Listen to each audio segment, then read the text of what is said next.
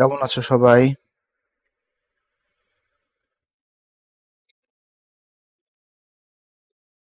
কেমন শুনতে পাচ্ছ? একটু বলো। এবং সবাই ভালো আছো কিনা একটু জানাই দাও।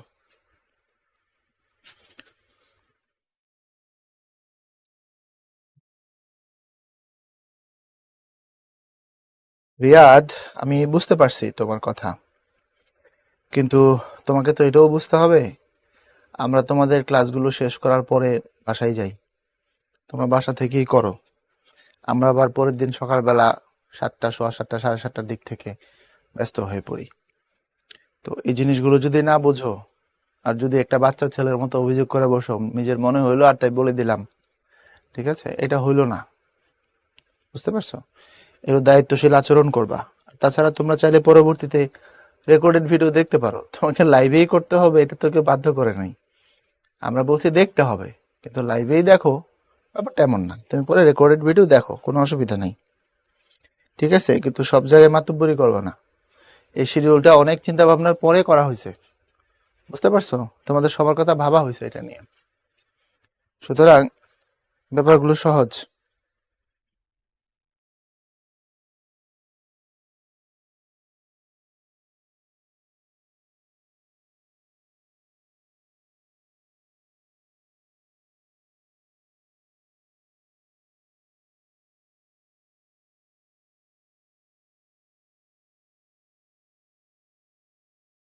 কেমন আছেন? আপনার ক্লাসের অপেক্ষায় আমরা। Thank you. ভালো আছি। নাইমা বলছে আগের ম্যারাথন ক্লাসগুলো পাচ্ছি না। তুমি সবগুলো পাবা, সবগুলো পাবা, শুধু ফার্স্ট ক্লাসে যাওয়া লাগবে। ওই যে ড্যাশবোর্ড আছে না, ড্যাশবোর্ডটা যখন ওপেন হবে ওখানে দেখবে অনেকগুলো ফিচার আছে বামে, ওখান থেকে যেটা ফার্স্ট ক্লাসেস ওই জায়গায় গিয়ে ম্যারাথনে বের করে নিতে পারবা। তো চলো আমরা শুরু করি। শরীর কালকে থেকে আজকে একটু ভালো, সহজ কথা বুঝে রাখো, একটু উন্নতির দিকে আলহামদুলিল্লাহ। তো চলো শুরু করি। আজকে আমরা বেশ লাইট টপিক নিয়ে আলোচনা করব, উচ্চারণ, আর তারপর ওই দিকে আছে হচ্ছে বচন, নির্দেশক, বাগ অর্থ, এই জিনিসগুলো আছে। তোমাদের জন্য আমরা পর্যাপ্ত ক্লাস রাখছি, এবং এই জন্য যাতে করে তোমরা খুব সহজে সিম্পলি এই জিনিসগুলো নিয়ে সামনের দিকে আগায় যেতে পারো। আমরা আগের দুইটা ক্লাসে বেসিক গ্রামার নিয়ে আলোচনা করছি, ভাষা, ধ্বনি, বর্ণ, অক্ষর, তাই না, ভাষার বিভিন্ন রূপ টুপ, সাধু ভাষা, আঞ্চলিক ভাষা, চলিত ভাষা, মানে অর্থাৎ সোজা জিনিস হচ্ছে ব্যাকরণের বেসিক, ব্যাকরণের হিস্ট্রি, লিপি টিপি, এগুলো নিয়ে আমরা পড়ছি। আমরা এই জিনিসগুলো আগের ক্লাসগুলোতে জানলাম, এবং এখন আজকের ক্লাস থেকে তোমাদের সিলেবাসের টপিকটা শুরু হবে। বাইরের টপিক তো থাকবেই, বাট তোমাদের সিলেবাসের টপিক এখন পর্যন্ত আমরা পড়িনি, আজকে থেকে পড়বো। উচ্চারণের নিয়ম দিয়ে শুরু হবে। উচ্চারণ থেকে তুমি যদি প্রশ্নের কথা দেখো, তাহলে একটু দেখো বিগত বছরের উচ্চারণ থেকে যে প্রশ্নগুলো হয়েছে, আমরা দেখবো যে ম্যাক্সিমাম প্রশ্ন হচ্ছে শুদ্ধ উচ্চারণ থেকে হয়েছে, নিয়ম থেকে যে খুব একটা হয়েছে এমন না। আমি তোমাদেরকে একটু দেখাই। গতবারের প্রশ্ন, ঢাকা বিশ্ববিদ্যালয়ের বি 23-24-এর কোয়েশ্চেন, অধ্যাপক শব্দের এটার উচ্চারণ কেমন হবে? সংবৃত, বিবৃত, অর্ধ সংবৃত, অর্ধ বিবৃত, এটা হচ্ছে গত বছরের প্রশ্ন। এরপরে গত বছর 23-24-এর বিষয় এই শব্দটার উচ্চারণে জাহাঙ্গীরনগরে আসছে। এরপরে জয়ধ্বনি এই শব্দটা সঠিক উচ্চারণ কোনটি? জিএসটিতে এতে আসছে গত বছরে। এরপর ঢাকা বিশ্ববিদ্যালয়ে এতে আসছে 22-23-এ, মানে গত বছরের আগের বছর, লাস্ট এডমিশনের আগের এডমিশন আর কি। অভিপ্রেত শব্দের প্রমিত উচ্চারণ কোনটা? এরপরে মগজ শব্দের উচ্চারণ কোনটা? রাজশাহী ইউনিভার্সিটির এতে আসছে 22-23-এ। এরপরে স্মরণ শব্দের শুদ্ধ উচ্চারণ কোনটি? স্মরণ, স্মরণ, স্মরণ ইত্যাদি, চিটাং বিশ্ববিদ্যালয়ের বিতে আসছে। এরপর ডিউর বিতে 21-22-এ আসছে, তারও আগের বছর, তমিশ্রা শব্দের যথাযথ উচ্চারণ। এরপরে জিএসটির এতে আসছে 21-22-এ, ন্যূনতম শব্দের শুদ্ধ উচ্চারণ কোনটি? আর রাজশাহী ইউনিভার্সিটির এতে আসছে 20-21-এ, সৌধ শব্দের সঠিক উচ্চারণ কোনটি?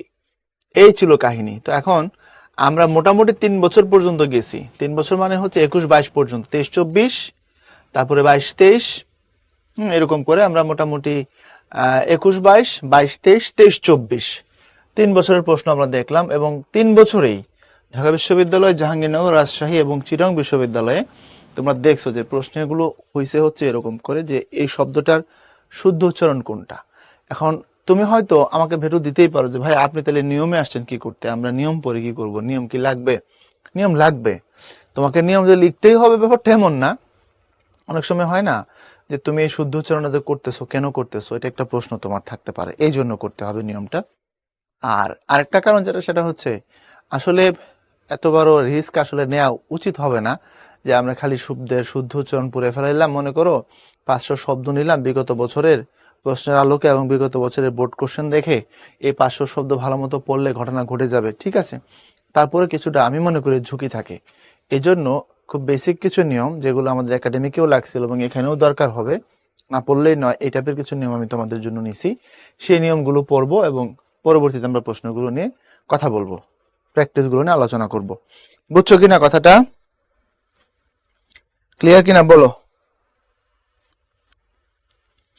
আওয়াজ দাও।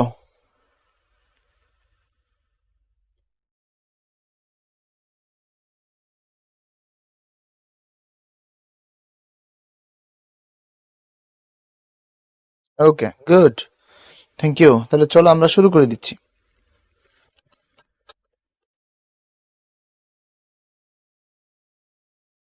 আমরা শুরু করব উচ্চারণের নিয়ম। পূজার সময় ছুটি দেয়া থাকবে কিনা এসব নিয়ে এখন মাথা গরম করার দরকার নেই, ওগুলো অক্টোবরের ব্যাপার। মানে কাজের কথা না, ক্লাসের কথায় আসো, সেটা তো পরে যখন আসবে তখন দেখা যাবে, এখন এত অস্থির হচ্ছ কেন? চলো আমরা উচ্চারণের রুলস নিয়ে কথা বলি। এখান থেকে কিভাবে প্রশ্ন হতে পারে, কি হইতে পারে, কি দরকার, সেগুলো নিয়ে আমরা কথা বলবো। দেখো, অ এর উচ্চারণ, তারপরে এখান থেকে আ এর উচ্চারণ, তারপরে রি এর উচ্চারণ, এ এর উচ্চারণ এবং ও এর উচ্চারণ, ব্যঞ্জন বর্ণের কি কি উচ্চারণ হতে পারে সেগুলো নিয়ে কথা বলি। এখন উচ্চারণ শুরু করার আগে প্রথমে আমাদের জানতে হবে যে উচ্চারণ আমাদের জন্য গুরুত্বপূর্ণ কেন। এটা হচ্ছে 1 নম্বর কথা।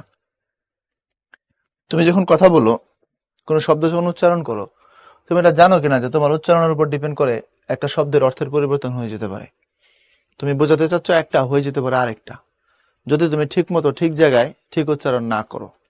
তোমরা বানানের ক্লাসগুলোতে অথবা শব্দ জোড়ের মধ্যে দেখছো হ্রস্ব এবং দীর্ঘের যদি মারপেচ হয় সেখানে অর্থ আকাশ পাতাল তফাৎ হয়ে যায়, তাই না? উচ্চারণের ক্ষেত্রে এমনটা ঘটার সম্ভাবনা থাকে। যেমন ধরো, তোমরা সবাই পড়ছো বিদ্রোহী কবিতার মধ্যে এই যে এই শব্দটা, এখন এটার উচ্চারণ তুমি যদি করো ভাল, অর্থাৎ লর পরে তুমি যদি অধ্বনি না টানো, ভাল করো অর্থাৎ হসন্ত দিয়ে যদি করো আর কি, সেক্ষেত্রে উচ্চারণ হবে কপাল।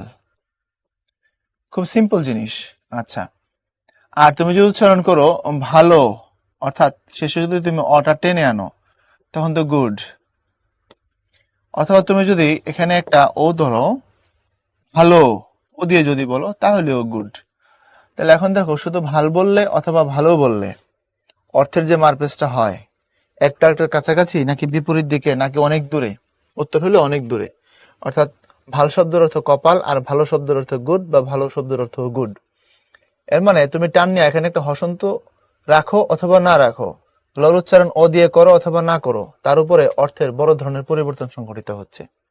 এটা হচ্ছে বড় ব্যাপার। দ্বিতীয়ত, ভাষা যেহেতু শিল্প, শুদ্ধভাবে কথা বলতে পারা একটা শিল্প, এবং এক একটা উচ্চারণে যেহেতু শব্দের এক এক রকমের অর্থ হয়, এটা জানা, অন্তত যারা আমরা ভাষা ব্যবহার করি, আমরা যারা একাডেমিক ওয়েতে টুকটাক পড়াশোনা করেছি, আমাদের সেটা জানা উচিত। সেই জায়গা থেকে উচ্চারণ জরুরি। তবে উচ্চারণ যে লেভেলে গিয়ে শেখানো হচ্ছে এটার সাথে আমি পুরোপুরি একমত না।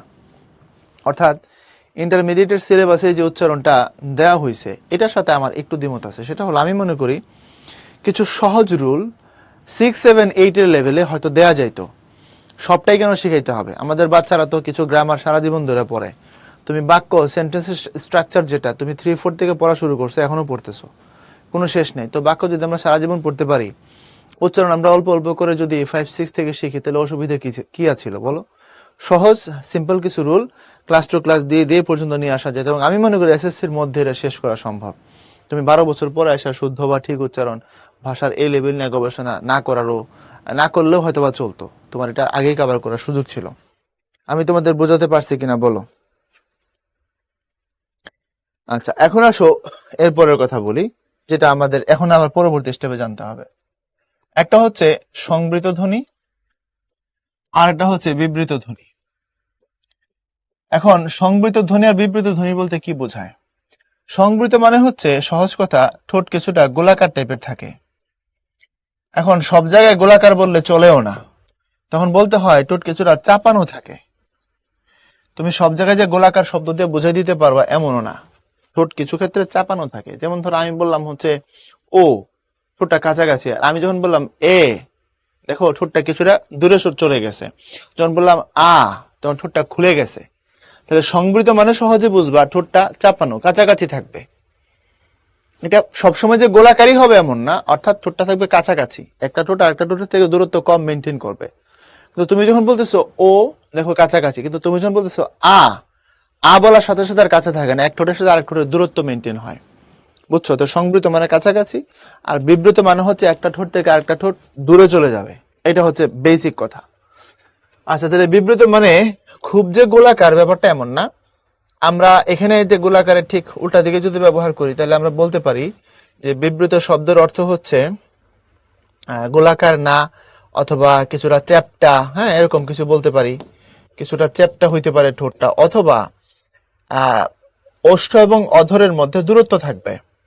ঠোঁটের ওষ্ঠ মানে উপরের ঠোঁট, এই যে উপরের ঠোঁটকে বলা হয় ওষ্ঠ, নিচের ঠোঁটকে বলা হয় অধর, ওষ্ঠাধর। আবার ওষ্ঠাধর দ্বারা শুধু ঠোঁটকেও মিন করে। যদি তুমি ঠোঁট বলো, দুটোই বুঝি আমরা। তো উপরের ঠোঁট নিচের ঠোঁট যদি আইডেন্টিফাই করতে চাও, উপরেরটার নাম ওষ্ঠ, নিচেরটার নাম হচ্ছে অধর। তো আমি সহজ করে বলি, দুই ঠোঁটের মাঝখানে গ্যাপ থাকে। দুই ঠোঁটের মাঝখানে গ্যাপ থাকে। শুধু এই জায়গাটা বুঝছো কিনা একটু আমাকে আওয়াজ দিয়ে বলো। খুব কঠিন কথা যাওয়ার দরকার নাই, আমি বুঝতে পারি কঠিন কথা গেলে তোমাদের অবস্থা কি হবে। তোমাদের সাথে বিগত 4টা ক্লাসের আমার অভিজ্ঞতা আছে। বলো। সানজিদা বলছে উপবৃত্ত, হ্যাঁ ভালোই বলছেন। উপবৃত্ত বললে আর একটা ক্যাচার লাগবে না, যতটুকু সহজভাবে কথাগুলোকে ক্লিয়ার করা যায়। ওকে, থ্যাংক ইউ। এখন আসো, তাহলে আমরা এই দুইটা আইডিয়াকে মাথায় রাখবো, যে একটা হচ্ছে সংবৃত উচ্চারণ, একটা হচ্ছে বিবৃত উচ্চারণ। সংবৃত উচ্চারণ বললে বুঝবো ঠোঁট চাপানো থাকবে, এক ঠোঁট থেকে আরেক ঠোঁটের দূরত্ব যেটা হচ্ছে এটা একটু কম থাকবে। আর বিবৃত উচ্চারণ মানে চ্যাপ্টা থাকবে, অর্থাৎ দুই ঠোঁটের মাঝখানে কিছুটা গ্যাপ থাকবে, মানে এক ঠোঁট থেকে আরেক ঠোঁটের কিছুটা দূরত্ব থাকে, এটা হচ্ছে বিবৃত। এখন আসো ব্যাপারটা কিরকম একটু বোঝার চেষ্টা করি। দেখো, এই যে অধ্বনির, এই যে অধ্বনি যেটা, এটার দুই রকমের উচ্চারণ আছে। একটা হচ্ছে অধ্বনির সংবৃত উচ্চারণ, আর একটা হচ্ছে অধ্বনির বিবৃত উচ্চারণ। তো সংবৃত উচ্চারণ মানে অটা ও এর মতো হয়ে যাবে, আর বিবৃত উচ্চারণ মানে হচ্ছে অটা অ এর মতোই থাকবে। কথা কি বুঝতে পারছি? সংবৃত উচ্চারণ মানে হচ্ছে অটা ও হয়ে যাবে। এখন আমি নিজেও এক সময় পড়াইছি বা বলছি, বইতেও লেখা আছে দেখবা, যে এটা হচ্ছে অধ্বনির স্বাভাবিক উচ্চারণ, এটা হচ্ছে অধ্বনির অস্বাভাবিক উচ্চারণ। একটা পর্যায়ের পরে আমার মনে হইলো সব বইতে লেখা, কিন্তু স্বাভাবিক অস্বাভাবিক কেন বলবো আমরা? অর উচ্চারণই তো দুই রকম, এটা তো পুঁথিগতভাবে প্রতিষ্ঠিত, তো দুটোই স্বাভাবিক আসলে। আমরা একটাকে বলছি স্বাভাবিক, একটাকে বলছি অস্বাভাবিক। কথাটা আমার মনে হয়েছে আমার অ্যাঙ্গেল থেকে এটা ঠিক না। যদিও স্টুডেন্ট না বুঝলে আমরা বোঝানোর জন্য বলি যে এটা স্বাভাবিক, এটা অস্বাভাবিক। বাট যেহেতু গ্রামাটিক্যালি দুটোই প্রতিষ্ঠিত এবং দুটোই শুদ্ধ, সো একটা স্বাভাবিক উচ্চারণ, একটা অস্বাভাবিক উচ্চারণ আমার মনে হয় না এভাবে বলার কোনো দরকার আছে। এই জন্য আমরা বললাম অ যখন ও হবে তখন সংবৃত, অ যখন অ হবে অর্থাৎ যেমন আছে এমন থাকবে, তখন সেটাকে বলা হবে বিবৃত। কারণ সংবৃত তুমি লেখার সময় একদম উচ্চারণের প্রথম দিন তুমি শিখেছিলা, আমরা যখন লিখি তখন লিখি হচ্ছে অতি, কিন্তু পড়ার সময় পড়ি হচ্ছে অতি। পড়ি না পড়ি। আমরা লেখার সময় লিখি হচ্ছে নদী, কিন্তু পড়ার সময় পড়ি হচ্ছে নদী। এই যে দন্তন্য আছে তার সাথে যে অযুক্ত আছে, প্রত্যেকটা ব্যঞ্জনের সাথে নীলেন বা বেলেন হিসাবে অযুক্ত থাকে। আমরা কার এবং ফলা যখন শিখছি তখন এটা শিখে আসছি যে অধ্বনিটা হচ্ছে নীলিন বা বিলীন বর্ণ, ওর নিজস্ব কোনো কার হয় না, সংক্ষিপ্ত রূপ সরাসরি হয় না। তবে ও কি করতে পারে, ওর সরাসরি যদি সংক্ষিপ্ত রূপ নাও থাকে, তারপরে সে অন্য সবার সাথে মিলে একাকার হয়ে যেতে পারে। এটার নাম সহজ কথা যদি বলি নীলিন বা বিলীন। তাহলে অ সংবৃত হয়, দেখো অতিটা অতি হয়, নদীটা নদী হয়। এখন আসো অটা বিবৃত হয়, অর্থাৎ যেমন আছে এমনই থাকে। তুমি লিখলে মনে করো অনেক, তো তুমি পড়ার সময় পড়বা অনেক, যা আছে তাই, কোনো অসুবিধা নেই। তুমি মনে করো লেখলা হচ্ছে অসীম, তুমি পড়ার সময় পড়বা হচ্ছে অসীম, যদিও সঠিক উচ্চারণ লেখার সময় বানানটা এরকম থাকে না, তাহলে বসে লিখতে হয়। তাহলে খেয়াল করে দেখো, আমরা এখানে যেটা শিখলাম অ ওর মতো অনেক, অ ওর মতো অসীম।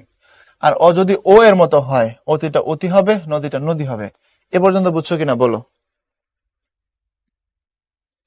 সানি বলছে বিবৃত কি? হ্যাঁ, এ ধ্বনি যেটা এটা বিবৃত, আ ধ্বনি যেটা এটাও বিবৃত। বুঝছো কিনা বলো?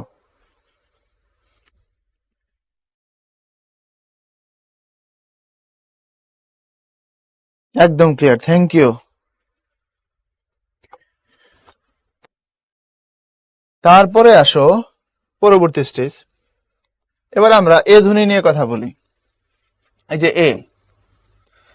একেও আমরা দুই রকম ভাবে উচ্চারণ করি, অর্থাৎ এ যখন লিখি তখন এটাকে এর মতো করে উচ্চারণ করি, আবার কখনো কখনো আমরা এটা লিখি ঠিক, কিন্তু পড়ার সময় এটাকে এর মতো করে পড়ি। এখন এমন যখন হয় তখন আমরা তাকে বিবৃত বলি, উপরটাকে আমরা সংবৃত বলি। আচ্ছা, আমি সংবৃত বিবৃতটা লিখে দিই, তারপরে প্রকারভেদটা মানে ধরনটাকে সেট করি। এ যখন সংবৃত হয়, সংবৃত কোনটা বলছি, অর্থাৎ এটা এর মতোই থাকবে। এ যখন বিবৃত হয়, অর্থাৎ এটা আর এ থাকবে না, ও পড়ার সময় ওকে এভাবে পড়া লাগবে। এর মানে আমরা একে কখনো কখনো সংবৃত পড়ি, মানে ম্যাক্সিমাম টাইমে পড়ি। যেমন ধরো আমি যখন লিখি হচ্ছে পেশা, আমি পড়ার সময় তাই পড়ি পেশা। এরপরে ধরো আমি যখন লিখি চেষ্টা, আমি পড়ার সময় তাই পড়ি চেষ্টা, কোনো অসুবিধা নেই, সেম। কিন্তু কখনো কখনো আমি এটাকে এর মতো করে উচ্চারণ করি। কিরকম ব্যাপারটা, যেমন আমি লেখার সময় লিখলাম হচ্ছে বেলা, তারপরে যখন পড়ি তখন আর বেলা পড়ি না, তখন পড়ার সময় পড়ি হচ্ছে বেলা। আমি যখন লিখি তখন লিখি হচ্ছে খেলা, কিন্তু যখন পড়ি তখন পড়ার সময় পড়ি হচ্ছে খেলা। কথা কি বুঝছো? তাইলে আমরা এটাকেও দেখলাম দুইটা ফরম্যাটে, ভিন্ন আঙ্গিকে। এ সংবৃত, এর মতোই থাকবে, এ বিবৃত, এটা এর মতো হয়ে যাবে। এখন তুমি খেয়াল করে দেখো, তুমি এ পড়তেছো পেশা পেশা, নেশা নেশা, চেষ্টা চেষ্টা, কিন্তু এখানে পড়তেছো বেলা, এখানে পড়তেছো খেলা, এখানে পড়তেছো দেখা। বোঝা যাচ্ছে? আমার ঠোঁটের দিকে থাকা একটু ভালো মতো একটু দেখো, পেশা দেখা, চেষ্টা খেলা। খেয়াল করে দেখো, যখনই আমি বিবৃত উচ্চারণগুলো করব তখন দেখবো এক ঠোঁট থেকে আরেক ঠোঁটের যথেষ্ট দূরত্ব তৈরি হবে। তাহলে ঠোঁটের সাথে যদি ঠোঁটের দূরত্ব তৈরি হয়, গ্যাপ যদি বাড়ে, তারে বলা হয় বিবৃত। আর যদি দুই ঠোঁটের দূরত্ব কম থাকে, চাপানো অবস্থা থাকে, তখন তাকে বলা হয় সংবৃত। এইটুকু বুঝছো কিনা একটু বলো, দ্রুত জানাই দাও এভরিবডি।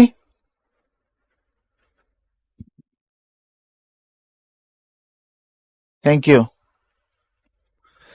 এখন আসো আমরা পরবর্তী পার্ট নিয়ে কথা বলি। আমরা এই যে যে রুলগুলো এখানে দেখলাম বা যে কথাগুলো বললাম শুনলাম, তার আলোকে এগুলোকে মাথায় রেখে বেশ কিছু জিনিস আছে আমাদের পড়তে হবে। সেগুলো নিয়ে চলো আমরা একে একে সামনের দিকে আগায় যাই, একদম মুষলধারে। ঠিক আছে? দেখো, এর উচ্চারণ। এখন দয়া করে আজকের ক্লাস যদি বুঝতে চাও আর কি। কমল একই কথা বলতেছে, পূজার বন্ধ নাই। আচ্ছা, তুমি কি মানে ব্রেন খুলে রেখে ক্লাসে ঢুকছো নাকি? এটা কোচিং, এখানে পূজার বন্ধু নিয়ে এত আবেগ আপ্লুত হইলে হবে না। তুমি আবার বলবা যে আমাদেরকে বেশি বেশি দেন নাই কেন, এতদিন বন্ধ রাখলেন কেন। So, এই টাইপের কথা, মানে এইসব ছেলে পেলে কেমনে কি এই লেভেলে আসে, সব কেমনে কি বলো তোমরা? তুমি তো বেশি চাচ্ছ, আবার পূজার বন্ধুও চাচ্ছ, মানে কি? চুপ করো, ক্লাসে আসো, মনোযোগ দাও, পড়ো পড়ো। সারা জীবন অনেক ফাংশন করতে পারবা, অনেক আনন্দ উপলক্ষ অনেক আসবে তোমার লাইফে। প্রচুর তুমি এরকম ফান করতে পারবা, মজা করতে পারবা, চিল করতে পারবা, অনেক বেশি বেশি এনজয় করার মতো লাইফ তোমার সামনে পড়ে আছে। বাট এই সময়টা তোমার জন্য সেকেন্ড টাইম আসবে না। যদি বেঁচে থাকো অনেক কিছু হবে, এটা সবার জন্যই বললাম, প্রত্যেকের জন্য বললাম। স্বরবর্ণ এর উচ্চারণ দেখো, কখন সংবৃত হয় কখন বিবৃত হয়। দেখো, এর পরে যদি রস্বই থাকে, দীর্ঘই থাকে, রস্যও থাকে, ফলা থাকে, ক্ষীয় থাকে, এটাকে আমরা বলি হচ্ছে গগ বা গগ্গ। অর্থাৎ উচ্চারণ যখন হবে এরকম উপরে একটা চন্দ্রবিন্দু দিয়ে হয়, গগ্গ হয়। তো এখন গগ্গ শব্দতে বলতে কোনো শব্দ নাই, তাই এটা লিখে দেখাইলাম না। আমরা যখন বিজ্ঞান বলি, উপরে কিছুটা নাসিক্য প্রভাব পড়ে, নাকের কিছুটা ঝোঁক পড়ে, অথবা যদি রিকার থাকে। আচ্ছা, এত কথার দরকার নেই, আমরা একটা শব্দ নেই তাহলে তো হয়ে যাবে, এত ঝামেলার দরকার কি? আমরা এখান থেকে নিলাম অভিধান। খেয়াল করো, আমি লিখলাম অভিধান। আচ্ছা, রুলস বলতেছে এর পরে যদি রস্বই বা রস্বই কার থাকে, পরের উদাহরণগুলো আর পড়ার দরকার নাই, একদম শেষে আসো, আয়সা বলো যে তাহলে শব্দের প্রথমের যেটা সেটা ও কারের মতো হয়, অর্থাৎ সংবৃত হয়ে যাবে। এর মানে হচ্ছে এর পরে যদি রস্বই আসে তখন ওটা ও এর মতো হয়। তাহলে দেখো ও এর পরে এই যে অভিধানের মধ্যে রস্যই আসছে, এর মানে অটা কি হয়ে যাবে, ও এর মতো হয়ে যাবে। তুমি অভিধান পড়তে পারবে না, পড়ার সময় তোমাকে ওই যে দেখো উচ্চারণ লিখে দিয়ে রাখছে, তোমাকে পড়তে হবে অভিধান। আমি কি বোঝাতে পারছি? এই যে লেখা আছে অভিধান, কিন্তু পড়ার সময় পড়তে হবে অভিধান। এর মানে কি, যদি অ আসে এবং তারপর রস্যইকার আসে, তাহলে অটা কি হয়ে যাবে, অটা ও এর মতো হয়ে যাবে। ব্যাস, এটা হচ্ছে 1 নম্বর কথা। ঠিক যদি দীর্ঘই আসে একই রকম, দীর্ঘ ও যদি আসে একই রকম। খেয়াল করে দেখো পরের গুলোতে একই সিস্টেম মেনটেন করা হয়েছে কিনা। যদি কোনো ফলা আসে, যদি ক্ষীয় আসে, একটু দেখো, এই যে অধ্যক্ষ ফলা আসছে, এই যে ভক্ষণ ক্ষীয় আসছে, এই যে বক্তৃতা রিকার যদি থাকে, তাহলে আমরা এখান থেকে যে সিস্টেমটা এখানে দেখলাম পরবর্তী উদাহরণগুলোর মধ্যে, সেটার বাস্তবতা দেখলাম। তবে কিছু জিনিস ব্যতিক্রম আছে। ব্যতিক্রম মানে ব্যতিক্রম, রোল যেখানে অ্যাপ্লাই হয়েছে যে পর্যন্ত, সে পর্যন্ত দেখো মিলছে কি মিলে নাই। বুঝছো কি বুঝো নাই? আওয়াজ দাও। স্বরতন্ত্রী কি? স্বরতন্ত্রী হচ্ছে আমাদের এখানে যে ভোকাল কর্ড আছে না, এই যে এই জায়গায়, হ্যাঁ, গলার ভিতরে ভোকাল কর্ড আছে, যেগুলো দিয়ে আমরা সাধারণত শব্দ তৈরি করি, উৎপত্তি করি, এটাকে বলা হয় স্বরতন্ত্রী, ইংলিশে বলা হয় ভোকাল কর্ড। এই রুলটা ক্লিয়ার কিনা একটু বলো। বুঝতে পেরেছি, থ্যাংক ইউ। তারপরের অংশ নিয়ে চলো এবার কথা বলি। শব্দ মধ্যস্থিত অ, শব্দ তো অ 3 জায়গায় থাকতে পারে, একটা হচ্ছে আন্ত অ, একটা মধ্য অ, একটা অন্ত অ। ভালো মতো বুঝবা। অর্থাৎ অটা শব্দের শুরুতেও থাকতে পারে, মাঝেও থাকতে পারে, শেষেও থাকতে পারে। যেমন আলোকিত, আলোকিত বলছো, আলোকিত, তোর পরে একটা অ, এটা হচ্ছে আন্ত অ, শেষে আছে। আর যখন আমরা মাঝখানে বলি, যেমন মগজ, এই যে মাথার মগজ, অনেকে যেমন মগজ খুলে রেখে ক্লাসে ঢুকে, মগজ, তাহলে মগজ গ, তার সাথে একটা অ আছে মাঝখানে, এটা হচ্ছে মধ্য অ। আর আদ্য ও, যেটা যেটা আমরা মাত্র দেখলাম, আদ্য ও, শুরুর দিকে জটা থাকে। ওকে, শব্দ মধ্যস্থিত অ মানে ব্যঞ্জন বর্ণে যুক্ত হবে, এটা নীলিন হিসেবে থাকবে আদ্য অ এর মতোই। অর্থাৎ যেই যেই কারণে শুরুর অটা ও হয়েছিল, ঠিক একই কারণে মাঝখানের অটাও ওতে রূপান্তরিত হবে। এখানে তাই লিখছে দেখো, শব্দ মধ্যস্থিত অ ব্যঞ্জনবর্ণ যদি যুক্ত হয়, আদ্য অ এর মতোই রস্যই দীর্ঘই বা এগুলার কার যদি থাকে, রস্যু থাকে, রি থাকে, রিকার থাকে, ক্ষীয় থাকে, জফলা থাকে, তখন সেই অটা উচ্চারণ সাধারণত ওকারের মতো হয়ে থাকে। যেমন তুমি এখানে পড়তেছো, লেখা আছে তপস্বী, কিন্তু তুমি যখন পড়বা তখন পড়তে হবে তপস্বী। কেন? এই যে প আছে, তারপরে একটা অ আছে, খেয়াল করে দেখো, ওই যে সব ব্যঞ্জনের সাথে একটা অ যুক্ত থাকে, ঠিক হেমকূট হয়ে যাবে হেমকূট, কারণ এখানে যে ম আছে তার সাথে একটা অ যুক্ত আছে। এখানে যে শতমূল হয়ে যাবে শতমূল, কারণ যে ত আছে তার সাথে একটা অ যুক্ত আছে। এখানে যে সর্পযোগ্য, একটু খেয়াল করে দেখো, প আছে, প তার সাথে আছে হচ্ছে একটা অ। তাইলে যেই যেই কারণে আমরা প্রথম অটাকে ও হতে দেখেছি, প্রথম রুলে বলাই ছিল, ঠিক একই একই কারণে মাঝখানের অটাও ওতে রূপান্তরিত হবে, সেম কারণে। আচ্ছা, তারপরে খেয়াল করো, বাংলা ভাষায় ব্যবহৃত বেশ কিছু দ্বিরুক্ত শব্দ বিশেষণ রূপে ব্যবহৃত হলে প্রায়শ অন্ত ও কারান্ত উচ্চারিত হয়, যাতে কাদো কাদো না হয়, হবে কাদো কাদো। এটা এটা হচ্ছে নবম দশম শ্রেণীর যে গ্রামার বই, তোমরা যেটা পড়ে আসছো, আমি যদি ভুল না করি, মনির চৌধুরীর ব্যাকরণ তোমরা পড়ে আসছো, রাইট? মনির চৌধুরীর ব্যাকরণের প্রকৃতি প্রত্যয় নামে একটা চ্যাপ্টার ছিল, মনে আছে তোমাদের? ধাতু, প্রকৃতি প্রত্যয়। এই ধাতু প্রকৃতি প্রত্যয়ের যে চ্যাপ্টারটা, ওই চ্যাপ্টারের 84 পেজে যদি কারো কাছে বইটা থাকে, দেখবা দ্বিরুক্ত শব্দের ব্যাপারে এই কথাটা ওইখানে আলোচনা করা আছে। যেমন কাদো কাদো হবে না যদি দ্বিরুক্ত শব্দ হয়, এই যে দেখো, এই রুলটা দ্বিরুক্ত শব্দ থেকে আসছে, ঠিক আছে? অর্থাৎ ওখানে বলা আছে কান্তটা ধাতু, ধাতু যদি পরপর 2বার আসে তখন সেটা দ্বিরুক্ত আকারে আসে, তখন তার সাথে একটা অযুক্ত হয়, এবং অটাকে তুমি পড়ার সময় অ পড়া যাবে না, পড়তে হবে ও। যেমন ধাতু যখন তুমি বললা, এইদিকে তাকাও, এ হলো কাঁধ যোগ না, সমান সমান হয়ে গেল হচ্ছে ধরো কান্না, সমান সমান হয়ে গেল কান্না। তাহলে এই কাঁধ কথাটা হলো এখানে ধাতু, ধাতুর সাথে এখানে না যুক্ত হয়ে কান্না হয়েছে, এই যে প্রকৃতির চিহ্ন বসছে এই পাশে। এখন এটা যদি 2বার বসে আর কি, ব্যাক টু ব্যাক যদি এরকম করে 2বার বসে, তখন এটা কি হয়ে যাবে? দ্বিরুক্ত হয়ে যাবে। তো দ্বিরুক্ত যখন হবে, দ্বিরুক্ত মানে হচ্ছে একটা শব্দকে ব্যাক টু ব্যাক 2বার বলা। তো দ্বিরুক্ত হয়ে গেলে তখন কাঁদো কাঁদো বলা যায় না, তখন বলতে হয় কাঁদো কাঁদো। আমি তো তার কাঁদো কাঁদো চেহারা দেখে মন খারাপ করে ফেলেছি, বা তার জন্য মায়া লাগছে, কাঁদো কাঁদো বা কাঁদ কাঁদ বলা যাবে না, বলতে হবে কাঁদো কাঁদো। এটা হচ্ছে এই জায়গায় দেখো, বাংলা ভাষায় ব্যবহৃত বেশ কিছু দ্বিরুক্ত শব্দ বিশেষণ রূপে ব্যবহৃত হলে, দেখো আবার রুল বলছে দ্বিরুক্ত শব্দ হওয়া লাগবে এবং বিশেষণ হওয়া লাগবে, অর্থাৎ অবস্থা বা সিচুয়েশন প্রকাশ করা লাগবে। যেমন কাঁদো কাঁদো, এখন তুমি এটাকে বাক্যে ঢুকাও, বাক্যে ঢুকাইলে হবে আমি তার কাঁদো কাঁদো চেহারা দেখে মনে ব্যথা পেয়েছি, অর্থাৎ তার চেহারার অবস্থাকে মিন করছে, এমন একটা অবস্থা সেজন্য কান্না করেই দিবে। তাহলে দ্বিরুক্ত শব্দ কি হইতে পারে? বিশেষণ যদি হয় সেক্ষেত্রে আমরা এটাকে যেটা অ আছে তার সাথে যুক্ত সেটাকে ও দিয়ে সংবৃত করে পড়বো। বুঝছো কিনা বলো ভাই? অভিধান এর অ এর পরে তো ভ আছে, তারপরে তো ই আছে। ভালো প্রশ্ন করেছে সোহাগ, যে বলছে অভিধান শব্দে তো ভ আছে, তারপরে তো ই আছে। অভিধান, ওই যে এখান থেকেও জানতে চাইছে যে এখন অভিধান শব্দে ভ তারপরে হচ্ছে ই। ভালো প্রশ্ন, কিন্তু তুমি পাশাপাশি ভুলে গেছো যে আমরা যখন পড়ি তখন যত কার আছে সব ব্যঞ্জনের পরে এটা আমরা উচ্চারণ করি, এটা সবাই জানে। মনে রাখবা, যত কার সব ব্যঞ্জনের পরে, আর রেফ যার উপরে থাকে অবস্থান তার আগে হয়। যেমন বর্ষা, মূর্ধন্যস্বরের উপরে রেফ আছে কিন্তু অবস্থান হচ্ছে তার আগে। তুমি বর্ষা ভাঙা যদি লেখো কবিতার মধ্যে, তখন তুমি হয়তো এভাবেই লিখবা গগনে গরজে মেঘ ঘন বর্ষা বা বর্ষা, এভাবে লিখবা। আর তুমি যখন রেফ আকারে লিখবা তখন তুমি হচ্ছে এরকম না দিয়ে, তখন তোমার লেখার সিস্টেমটা হবে এরকম বর্ষা, ঠিক না? তাহলে রেফ যার উপরে অবস্থান তার আগে, আর যত কার আছে সব ব্যঞ্জনের পরে, এটা আমরা জানি।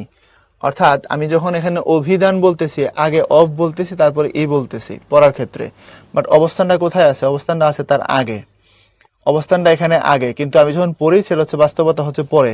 কিন্তু তুমি যখন যেটাকে ধরে করবা, সেটা ধরার সিস্টেমটা হয়েছে এটা অ এর পরে, যদি তুমি এটাকে প্লেস হতে দেখো। বাট পড়ার সময় তো অবশ্যই আমরা ব্যঞ্জনের পরে পড়বো, সেটা তো প্রতিষ্ঠিত, কোনো অসুবিধা নাই। যেমন বউ কথাটাকে যখন তুমি পড়বা আগে ব পড়তে হবে তারপরে ঔকার পড়তে হবে। বউ দেখো আগে ব তারপরে ও, তাহলে যত কার সব ব্যঞ্জনের পরে, ঠিক কিনা? তুমি তো এখানে এক আর আগে বলবা না এ বউ, এ তো সবাই জানে যে ব্যঞ্জনের পরে কারগুলো যুক্ত হয়।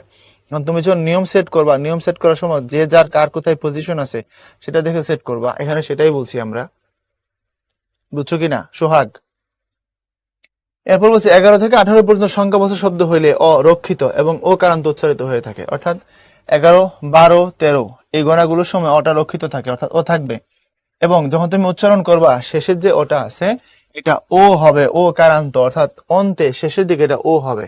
মানে 11 হবে না, হবে 11, 18 হবে না, হবে 18।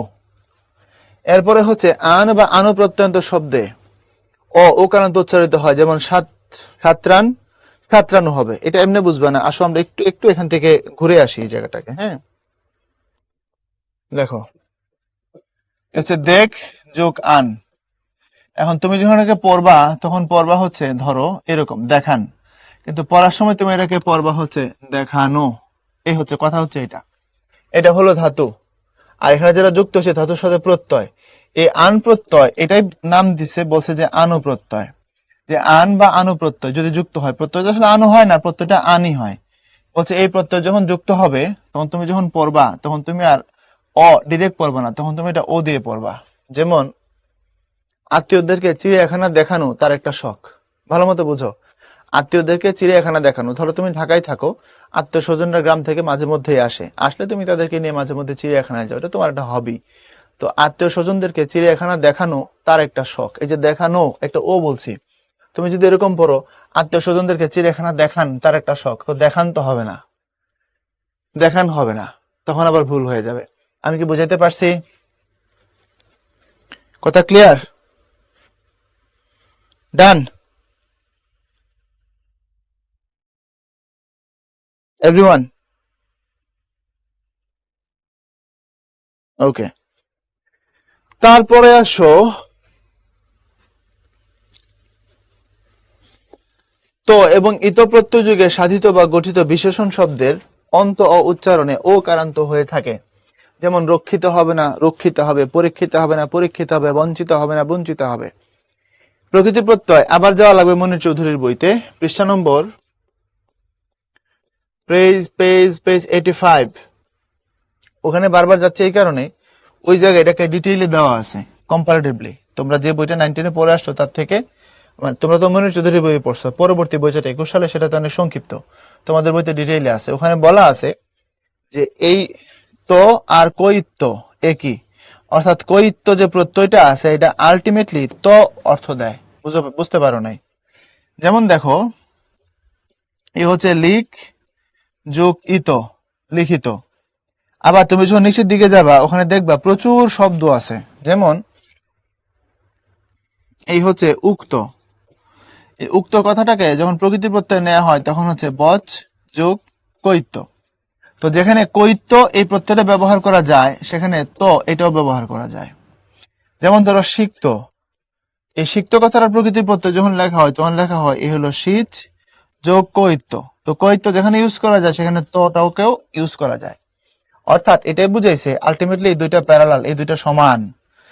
তো বলছে ত অথবা কৈত্য এবং ইত প্রত্যয় যোগে, এই যে ইত, লিখ যোগ ইত, লিখিত, এই লিখ যোগ ইত লিখিত অর্থাৎ ইত এবং এই কৈত্য অর্থাৎ এই দুইটা প্রত্যয় মানে ইত প্লাস ত অথবা কৈত্য, এই যে এই জায়গাটা প্রত্যয় হিসেবে যখন ব্যবহার হবে। এবার আসো, ত এবং কৈত্য এবং ইত প্রত্যয় যোগে সাধিত শব্দ, সাধিত বা গঠিত বিশেষণ শব্দের অন্ত অ অর্থাৎ শেষের অ উচ্চারণে ও কারান্ত হয়। এখন তুমি যখন এটাকে উচ্চারণ করবা রক্ষিত, রক্ষযুক ইত, রক্ষিত বা কৈত্য, কৈত্য প্রত্যয় আসছে। ঠিক পরীক্ষিত, ঠিক বঞ্চিত, এখানে ইত প্রত্যয় আছে। তাহলে এই এই যে প্রত্যয়গুলো আমরা দেখলাম অর্থাৎ কৈত্য বা ইত, এই প্রত্যয়গুলো যখন কোন শব্দ তৈরি করবে অর্থাৎ কোন শব্দ তৈরি করার সময় তুমি যখন এই প্রত্যয়গুলোকে ইউজ করবা তখন শেষে যে তটা আসবে, সিম্পলি যে দেখতে পাচ্ছ, শেষের তটা কি হয়ে যাবে? ওতে রূপান্তরিত হবে। শেষের তটা ওতে রূপান্তরিত হবে। ওকে, প্রত্যয় কিছুই বুঝি না। আচ্ছা, মেহমেদ বলছে আমাদের বইতে কেন দেন না বিস্তারিত? কে বলছে তোমাদের বইতে? তোমাদের তো অনেক ডিটেল দিছে।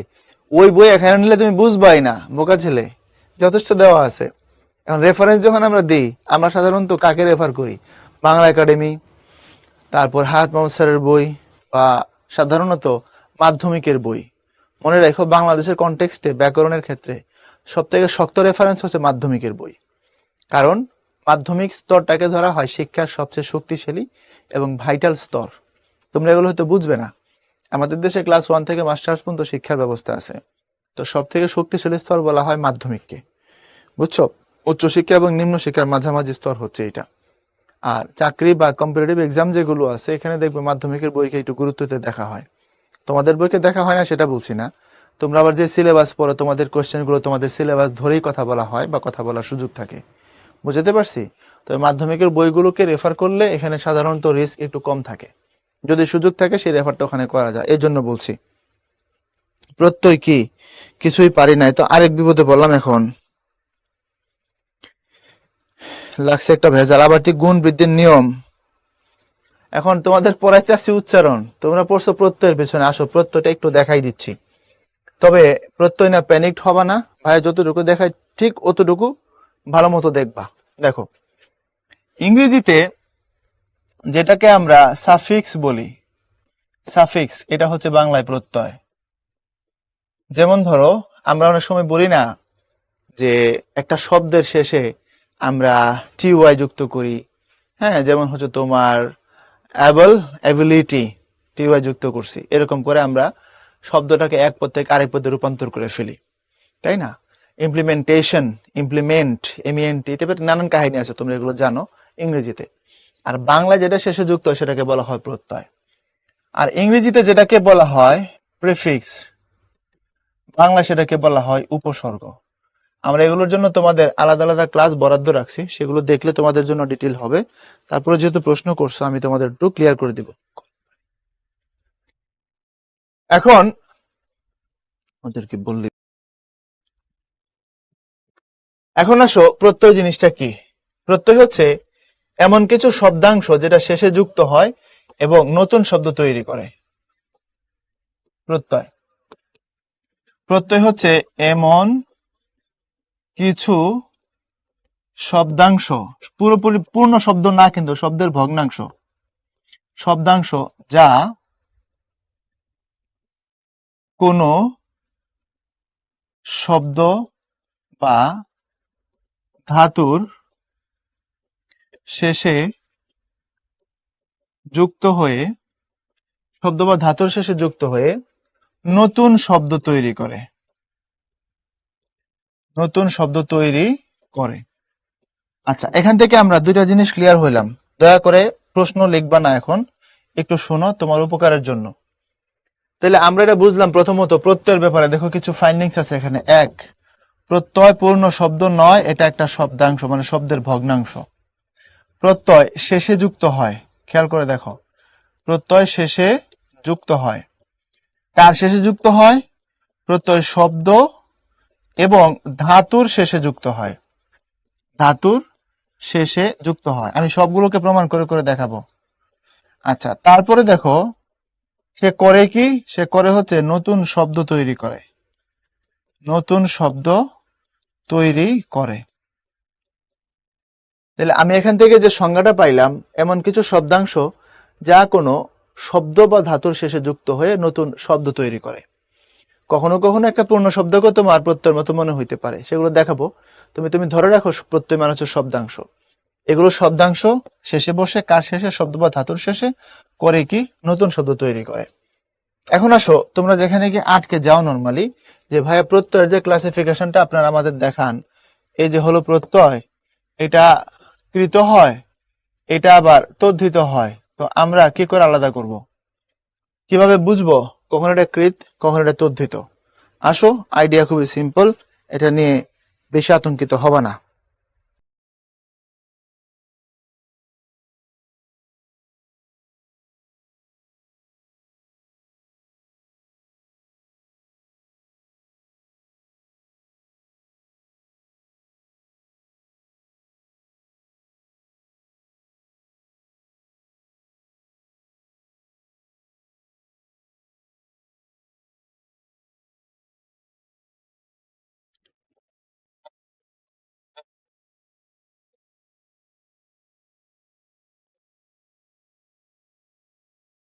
এখন প্রত্যয় যে কৃত হয়, প্রত্যয় যে তদ্ধিত হয়, সেটা কিভাবে হয়? জাস্ট তুমি দুইটা জিনিস একটু দেখো, প্রত্যয় কিভাবে কৃত হয়, কিভাবে তদ্ধিত হয়। প্যারা নিও না। আমি বললাম ঢাকা যোগ আই, একটা শব্দ পাইলাম ঢাকাই। আচ্ছা, আবার ধরো আমি আরেকটা শব্দ নিলাম, যে রাত যোগ উনি সমান সমান হলো রাধুনী। এখন দুইটা শব্দের মধ্যে প্রত্যয় যুক্ত হয়েছে। এখানে হচ্ছে আই, এটা প্রত্যয়, এখানে উনি প্রত্যয়, যেহেতু আমরা বলছি শেষে বসে। কার শেষে বসে? শব্দ বা ধাতুর শেষে বসে। ঢাকা কি? ঢাকা এখানে একটা শব্দ। আর রাত কি? রাত একটা ধাতু। এখন তুমি প্রশ্ন করবা, তাহলে ভাইয়া ধাতু কি? ধাতু হচ্ছে কোন ক্রিয়াপদের মূল, ধাতু হচ্ছে কোন ক্রিয়াপদের মূল। ধাতু কিনা কিভাবে বুঝবা? এটাকে দিয়ে ক্রিয়াপদ তৈরি করা যাবে, তাহলে বুঝবা এটা ধাতু। যেমন ধরো এই রাত কথাটা দিয়ে আমি যদি চাই ক্রিয়াপদ বানাবো, তাহলে রাত যোগ লাম সমান সমান হবে রাত লাম। আমি রাঁধলাম বা রান্না করলাম। ঠিক রাজ যোগ বেন, রাত বেন। এরপরে রাত যোগ ছ, রাত ছ। রাত যোগ লেন, রাঁধলেন। আম্মু রান্না করলেন, আমি খেলাম, বা আম্মু রাঁধলেন, আমি খেলাম। তাহলে খেয়াল করে দেখো, এখানে যতগুলো তুমি পাইছো সবগুলো ক্রিয়াপদ, নো ডাউট। কিন্তু এই ঢাকা একটা শহরের নাম, এই ঢাকা দিয়ে তুমি চাইলে ক্রিয়াপদ বানাইতে পারবা না। ঢাকা যোগ আই ঢাকাই, ঢাকাই শব্দের অর্থ হচ্ছে ঢাকাতে উৎপন্ন হয়েছে এমন কিছু।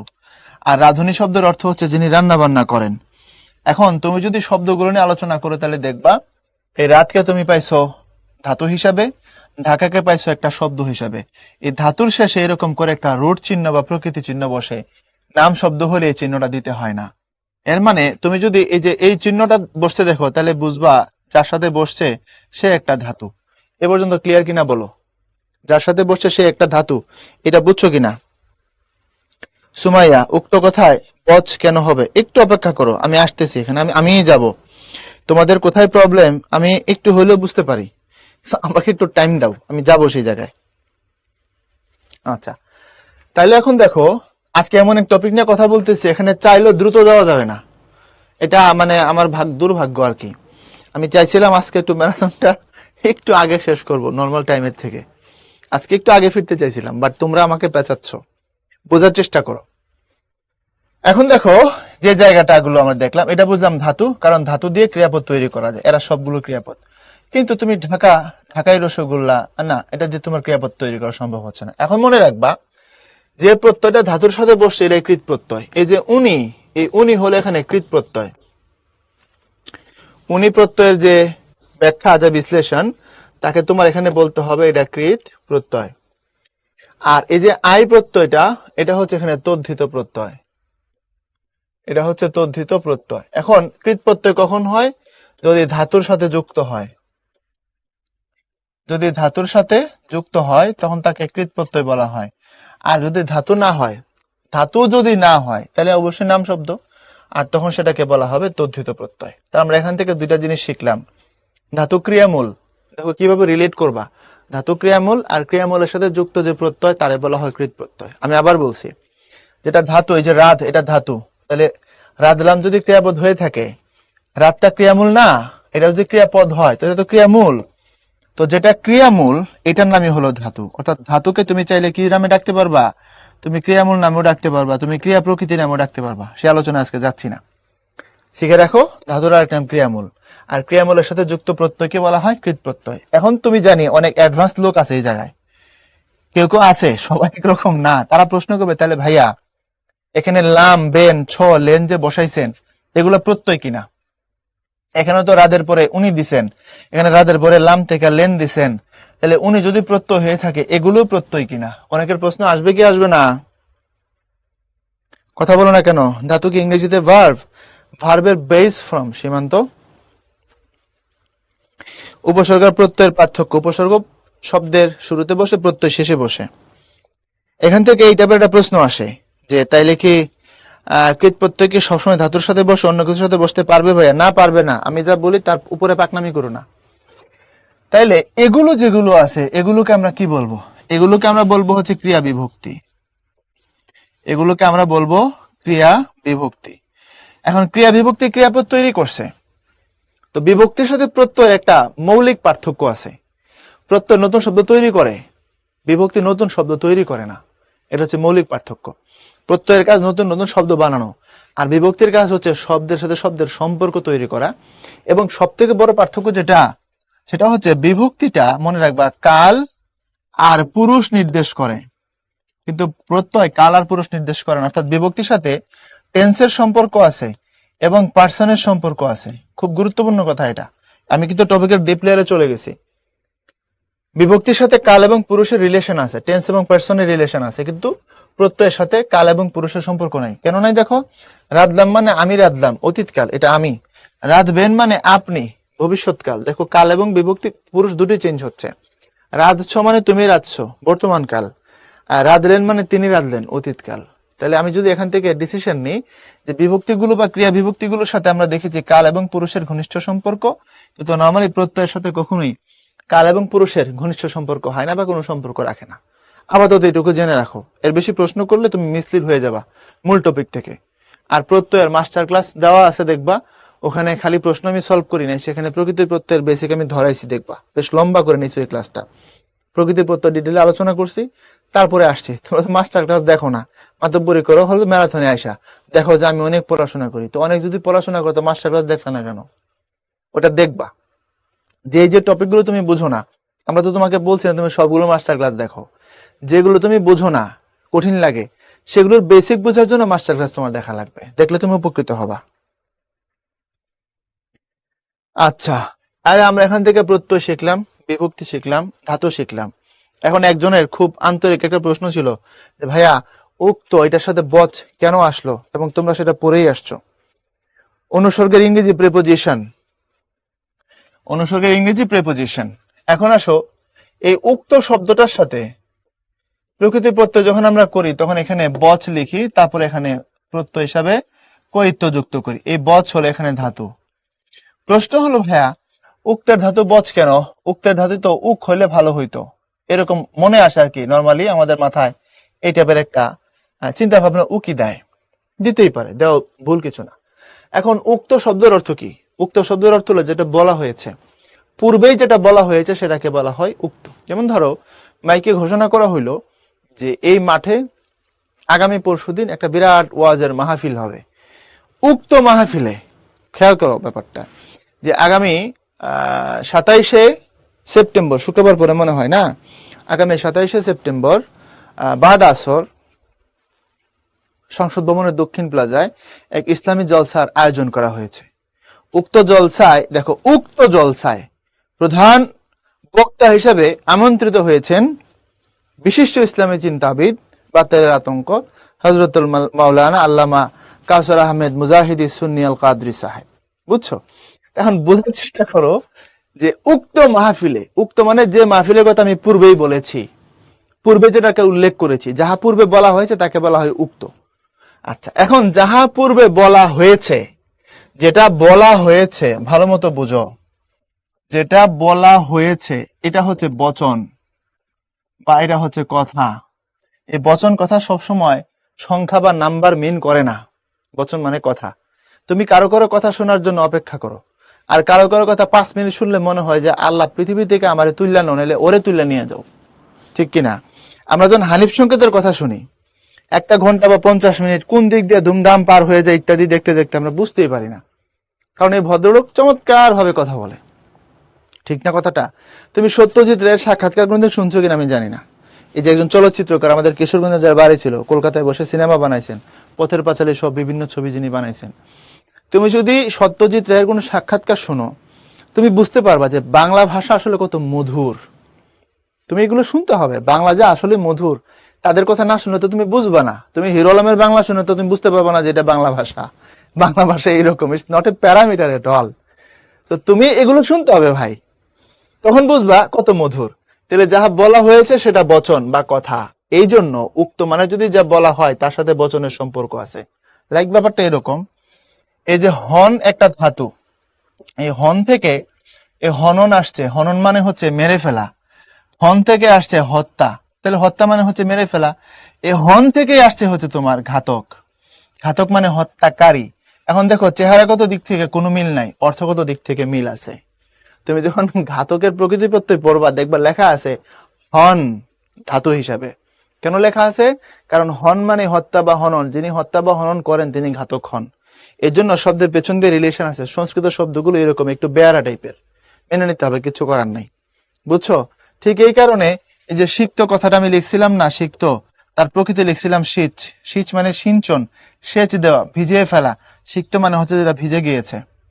বুঝতে পারছো? তারপরে যেমন ধরো এই যে সৃজনশীল আমরা বলি না, সৃজনশীল, তো অর্থাৎ এই যে সৃষ্ট, এই সৃষ্ট কথাটা যখন আমরা ভাঙি তখন আমরা লিখি হচ্ছে সৃজ। সৃজ কেন লিখি? সৃজ মানে বানানো, সৃজন থেকে হচ্ছে সৃষ্ট বা বানানো হয়েছে। আমি কি বুঝাইতে পারছি? কথা ক্লিয়ার হয়েছে? বুঝছো কিনা বলো?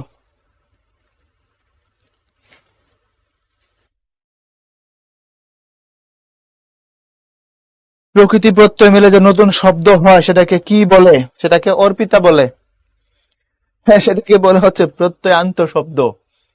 প্রত্যয়ান্ত শব্দ অর্থাৎ প্রত্যয় দ্বারা আলটিমেটলি যে শব্দটা তৈরি হইল, বা প্রত্যয় সাধিত শব্দ। বুঝতে পারছি?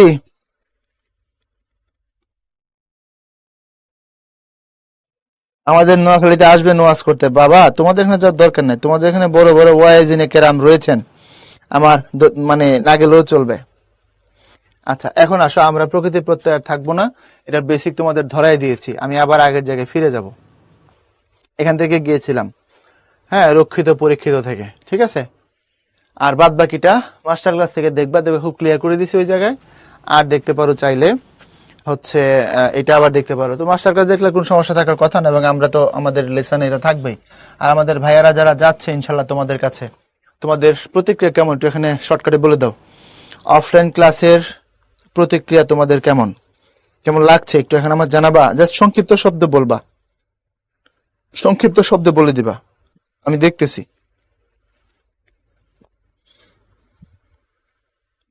অজয়, অনুসর্গের ইংরেজি হচ্ছে প্রেপোজিশন, বলেছি কয়েকবার বলেছি, অনুসর্গকে ইংলিশে প্রেপোজিশন বলে।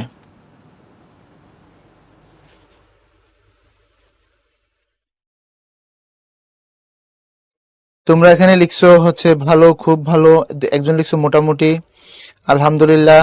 ভাই অজয়ের নাম্বার টাম্বার নেন তো, ওরে ফোন করে বাসায় ওরে বাইর করে দেবো ক্লাস থেকে, বেশি পাকনামি করে। চিড়িয়াখানায় বড় হয়েছে এই পোলা। এরপরে হচ্ছে ওকে সাহেবুল, চমৎকার, খুব ভালো, অসাধারণ। ক্লাস করি না একজন বলছে, ভালো ভালো ভালো। অনলাইন অফলাইন, অনলাইনে ভর্তি অফলাইনে, আচ্ছা। তারপরে হচ্ছে দারুণ, মাশাল্লাহ। রিফাত, ওকে, থ্যাংক ইউ ভাইয়া। আহ, তোমাদের প্রতিক্রিয়া ভালো। আচ্ছা, একজন বলছো জিকে নিয়ে তোমার একটু কথা আছে। আচ্ছা ঠিক আছে, আচ্ছা আচ্ছা, ওকে ওকে ওকে। তোমরা এখানে যা বলছো অনেস্ট রিভিউ, আসলে প্রায় 95 জনই তোমরা তোমাদের সন্তুষ্টির কথা বলেছো, কারো কারো কিছু অভিযোগ আছে, থাকতেই পারে, স্বাগত। প্রত্যেকের এলিগেশনস, প্রত্যেকের মতামত স্বাগত। আমরা প্রতিনিয়ত চেষ্টা করে যাচ্ছি তোমাদেরকে আরো কিভাবে বেটার ওয়েতে পড়ানো যায়, তোমাদেরকে আরো কিভাবে বেশি শেখানো যায়, ঠিক আছে? তোমরা তোমরা যেন প্রপার সবসময় যেন এটাকে সিস্টেমে রাখতে পারো, এই জন্য প্রতিদিনই তোমাদের ডেইলি এক্সামে ক্লাস কেমন ছিল তার উপরে তোমার ভাইয়া যিনি ক্লাস নিয়েছেন তার একটা পরীক্ষা হয়ে যায়, তাই না? তোমরা ওখানে দাও ভালো, খুব ভালো, এটা তোমরা বলো। আবার তোমাদের ক্লাস নোটগুলো নিয়ে আবার আমরা চেক করি, দেখি ভাইয়া তোমাদের কি কি পড়াইলেন। সো দুই দিক থেকে আমরা চেষ্টা করতেছি তোমাদের জন্য একটা ভালো সার্ভিস নিশ্চিত করার। তোমরা আমাদেরকে হেল্প করবে আশা করব। আর যে যে কথাগুলো এখানে বলছো, তোমাদের যে এলিগেশনস গুলো আছে সেই জায়গাগুলো নিয়ে আমরা ইনশাল্লাহ কাজ করব। Thank you, thank you. Okay, তারপরে আসো আয়ের উচ্চারণ। শব্দের আদিতে যদি ওই যে এটা আমি যেটাকে বলছিলাম, আমি এটার পড়ি হচ্ছে গগ্গ, বিজ্ঞান তো এই জন্য, কিন্তু এটা পড়তে মূলত গগ এরকম, ঠিক আছে? এবং জফলাযুক্ত ব্যঞ্জনবর্ণের সঙ্গে আকার সংযুক্ত হলে সেই আকারের উচ্চারণ প্রায়শ এ এর মতো হয়। এখন এত ঝামেলার দরকার নেই, আমি সহজ করে বলি। যদি শব্দের শুরুতে তুমি এরকম দেখো, বিজ্ঞান লিখতে যেটা লাগে এটা যদি দেখো, তারপরে যদি আ দেখো, এই যে এটাকে তুমি গাতি পড়বা না, পড়বা জ্ঞাতি। গাপক পড়বা, পড়বা জ্ঞাপক। গাতো পড়বা না, পড়বা জ্ঞাত। এরপরে হচ্ছে ব্যক্তি পড়বা না, পড়বা হচ্ছে ব্যক্তি। এর মানে হচ্ছে দুইটা লক্ষণের কথা বলছে। এই যে এটা বর্গীয়র সাথে আমরা যে ইয়েটা দিই, এবং তারপরে যদি আকার থাকে, আর যদি এখানে কি থাকে, যদি ফলা হিসাবে থাকে, অর্থাৎ এটা যদি থাকে, এরপরে যে আটা থাকবে, ওই আটা কেমন উচ্চারিত হবে, ওই আটা এরকম করে এর মতো উচ্চারিত হবে। এবং এটা যদি হয় তার উপরে একটা নাসিক্য ঝোঁক পড়বে। যেমন দেখো, যেখানে যেখানে এটা ছিল আমরা বলেছি জ্ঞান, জ্ঞাতি, জ্ঞাপক, কিন্তু যেখানে জফলা ছিল সেখানে নাসিকের প্রভাব আমরা রাখিনি, আমরা বলেছি ব্যক্তি। সিম্পল। দেখো, ছোটবেলায় বাংলা ছবি যখন দেখতাম, 97, 98, 99 সালের কথা বলছি, 2001-2, বাড়ি থেকে শুক্রবারে একদম মনে করো যে শরীরে তেল টেল দিয়ে ফ্রেশ হয়ে শীতের দিন যদি হইতো আর কি, পালাইতাম। আমার আব্বা আবার বাড়িতে টিভি অ্যালাউ করতো না, একদম রঘু ডাকাতের বংশধর। তো যার বাড়িতে টিভি আছে যাই বসে থাকতাম সিনেমা দেখার জন্য। তখন তোমাদের বয়স কত জানাইও, 98 বা 99 সালে। পরবর্তীতে অবশ্য আব্বাকে ম্যানেজ করে টিভি আমি নিয়ে আসছিলাম বাড়িতে। তো ওই সিনেমায়, বাংলা সিনেমার একটা কমন দৃশ্য ছিল যে একটা অপারেশন হবে, এবং অপারেশন হইলে ডাক্তার আইসা যদি ভালো হয় বলে অপারেশন সাকসেসফুল। সাকসেসফুল মানে যে অপারেশন ভালো হয়েছে, আমি তখনই জানছিলাম, ক্লাস 3-তে পড়ি, বুঝছো? আর আরেকটা কথা হচ্ছে রোগের জ্ঞান ফিরলে, তখন আমার মাথায় ঢুকতো না যে পরীক্ষার খাতায় বা আমরা যখন বইয়ে পড়ি, আমরা পড়ি হচ্ছে এটা এরকম গান, কিন্তু ডক্টর যখন উচ্চারণ করতেছে সিনেমায় সে বলতেছে জ্ঞান। এই যে এটা বলতেছে, বিশ্বাস করে আমাদের টিচার আমাদের কোনোদিন এটা শিখায় নাই, অনেস্টলি। তো আমি কনফিউজ ছিলাম যে আমরা পড়তেছি গান, আর ডক্টর বলতেছে জ্ঞান ফিরলে দেখা করবেন বা জ্ঞান ফিরলে তাকে পাঠিয়ে দিন। তো এই হচ্ছে ব্যাপার। মানে সিনেমা দেখলো যে খুব লস হয় তা না, মাঝে মধ্যে শেখা যায়, এই হচ্ছে ব্যাপার। তারপর আসো রস্বই দীর্ঘ, রস্ব দীর্ঘের উচ্চারণ। সহজ কথা মনে রাখবা, এক কথা এখানে শেষ করে দিই, বেশি কথার দরকার নেই। রস্বই থাকুক, দীর্ঘই থাকুক, রস্বও থাকুক, দীর্ঘও থাকুক, উচ্চারণ যখন আমরা করি, উচ্চারণটা রস্ব ই এবং রস্ব উ এর মতোই করি, বানানে কোনো পার্থক্য হয় না। অর্থাৎ তুমি দেখো এখানে লিখছো হচ্ছে দীর্ঘ ই দিয়ে, তো পড়ার সময় তুমি কি ই লম্বা করো, ঈর্ষা না বলো না, তুমি ঈর্ষা বলো সিম্পলি। তুমি এখানে দীর্ঘ ই দিয়ে নদী লেখছো, পড়ার সময় কি পড়ো, নদী না, নদী। অর্থাৎ যাই থাকুক, রস্ব ই দীর্ঘ, রস্ব দীর্ঘ, আলটিমেটলি উচ্চারণে যেটা হয় সেটা হচ্ছে রস্ব স্বর দিয়ে হয়। ক্লিয়ার কিনা বলো? ব্যক্তিটা বুঝি নাই। ব্যক্তিতে বলছে যদি জফলা থাকে, যদি জফলা থাকে তখন উচ্চারণটা করার সময়, জফলা যখন থাকে পরপরে জফলা আছে তখন উচ্চারণ করার সময় সেটা হচ্ছে এর মতো হয়, এটা বলছে। তারপরে আসো রি এর উচ্চারণ, কোনো মামলা নাই। রি এর উচ্চারণ রি এর মতো, এই যে রি এর উচ্চারণ রি এর মতো। তুমি চাইলে বাংলা একাডেমির যে অভিধান আছে সর্বশেষ সম্পাদিত যারা জামিল চৌধুরীর, এই অভিধানটা ঘাটতে পারো। এটার দাম অনেক বেশি, খুব সম্ভবত 1300-1400 টাকার আশেপাশে, বইমেলার সময় কমায় দেয়, ওটাখানে দেওয়া আছে এগুলা। অথবা তুমি চাইলে অ্যাপস নিয়েও পড়তে পারো, বাংলা একাডেমির ভালো অ্যাপস আছে, ওইখান থেকে দেখতে পারো। যেমন তুমি এখানে লিখছো, পড়াশোনা পড়ছো ঋষি, এই যে রিটা এমন নিচ্ছ, পড়াশোনা পড়তেছো ঋণ, পড়াশোনা পড়তেছো ঋতু, পড়াশোনা পড়তেছো মাতৃ, আবৃত, পিতৃব্য। ক্লিয়ার কিনা বলো?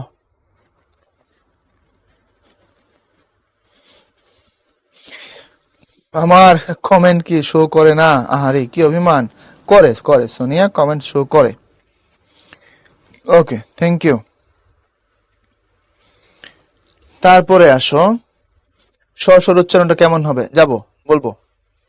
এরপরে আসো এ এর উচ্চারণ। একজন বলছে বুঝি নাই। বুঝি নাই মানে হচ্ছে এই যে দেখো, রি সমান সমান এটাই, অর্থাৎ তুমি তো পড়ার সময় রি কে রি পড়ো, এটা এখানে ক্লিয়ার করছি। এটার উচ্চারণ হচ্ছে এই রি, দ্যাটস ইট। এ এর উচ্চারণ, বাংলা ভাষায় এ বর্ণটির দুটো উচ্চারণ বর্তমান, আমি বলেছি তোমাদেরকে কিছুক্ষণ আগে। এই যে এ, এটা কখনো কখনো এ এর মতোই থাকে, আবার কখনো, যেমন আমি বললাম যে একা, একা একা ভালো লাগে না, নাকি একা একা ভালো লাগে না, একা একা ভালো লাগে না। আবার কখনো কখনো এটা কেমন উচ্চারিত হয়, কখনো কখনো এমন উচ্চারিত হয়। অর্থাৎ আমরা এই যে কে, সে, দেশ যা আছে তাই, কিন্তু আমরা লেখার সময় লিখি দেখা, পড়ার সময় পড়ি দেখা, লেখার সময় লিখি খেলা, পড়ার সময় পড়ি আসো খেলা হবে।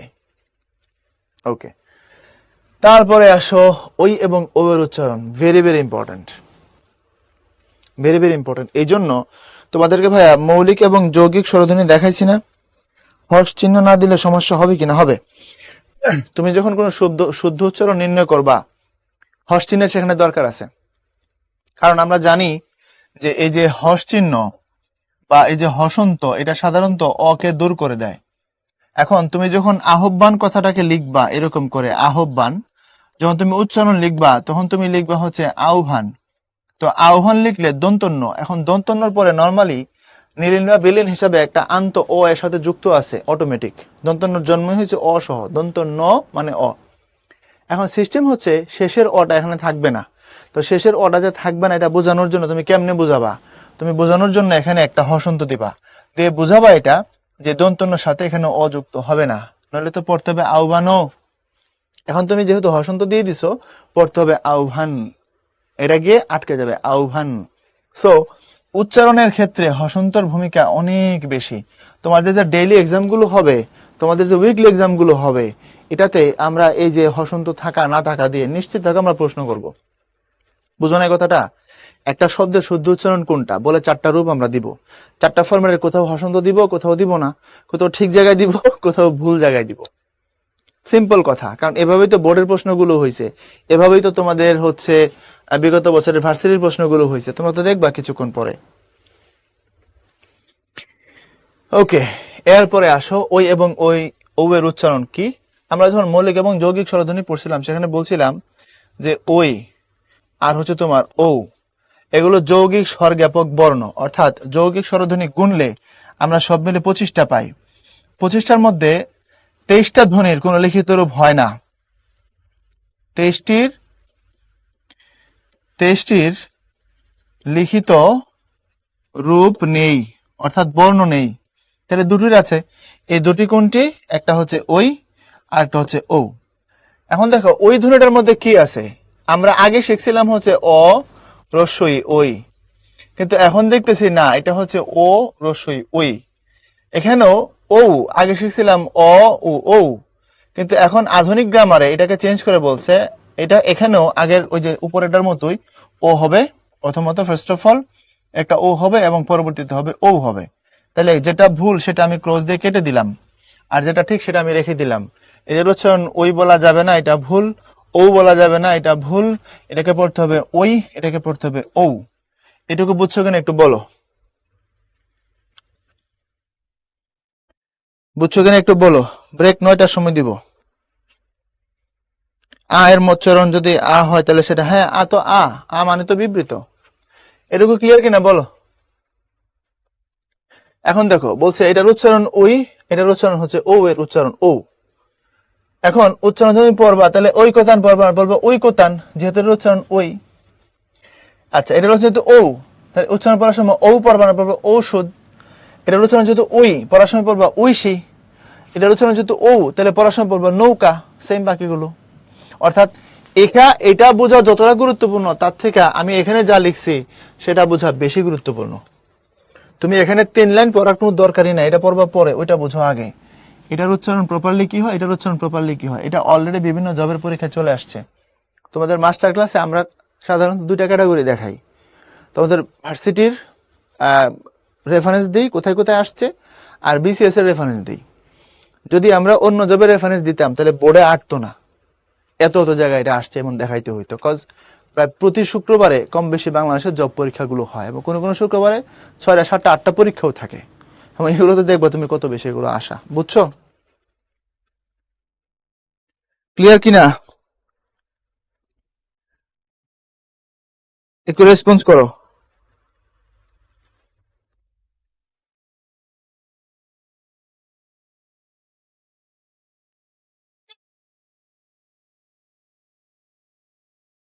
ওকে,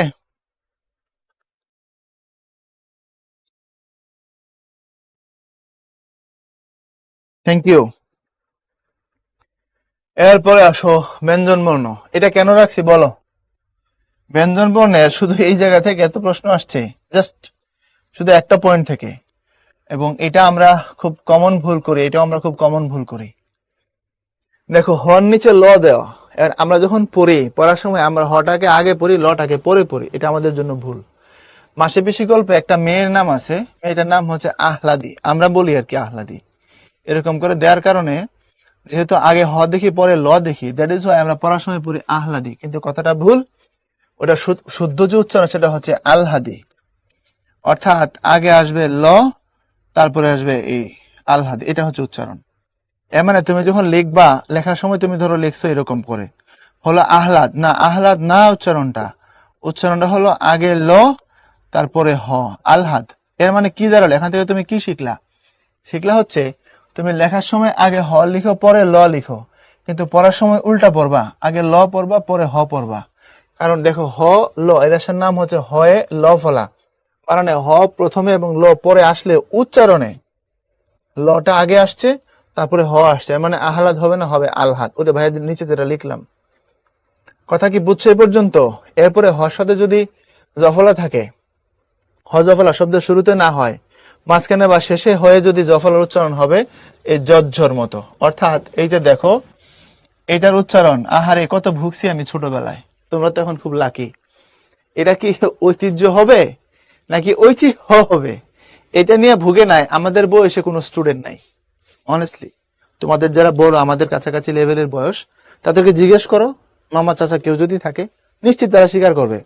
কারণ আমরা এটা নিয়ে ভুগছি একটা সময়, যখন টিচারের কাছ থেকে বা কোনোভাবে শিখছি, ও আচ্ছা ঐতিহ্য, এর আগে আমরা মনে করতাম ঐতিহ্য, কারণ হর ফলে জফল আসছে, তা কি হবে বুঝতেছি না, বুঝছো? ঠিক এরকম এই যে ঐতিহ্য, এটা উহ হবে না উজ্জ, সহ হবে না সহ্য। কথা কি ক্লিয়ার কিনা বলো? তোমরাও ভুগছো? আহ মহিমা বলছে আমরা আল্লাদি পড়ি। আল্লাদি এর মানে হচ্ছে খুব সম্ভবত তুমি কুমিল্লা ব্রাহ্মণবাড়িয়া এলাকার। আচ্ছা, এরপরে আসো পরবর্তী অংশ, হ্রদ নিয়ে অনেকে ভুগছে। কতিপয় শব্দ যখন হর সাথে বযুক্ত হয় সেটার উচ্চারণ কি হবে? এখান থেকে বলো তো কোনটা পরীক্ষায় আসে না এখন পর্যন্ত, বলো একটা শব্দ দেখাও।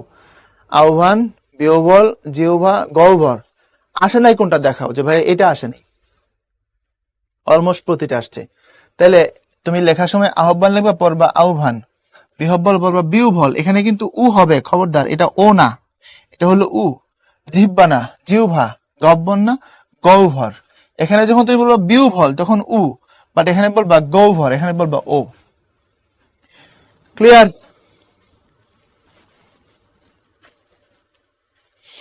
হসন্তর ব্যবহার আরেকবার বোঝান ভাইয়া প্লিজ, কি আশ্চর্য রে। হসন্ত আসলে দেখো, যে বর্ণের নিচে হসন্ত থাকে ওই বর্ণটির সাথে নীলিনভাবে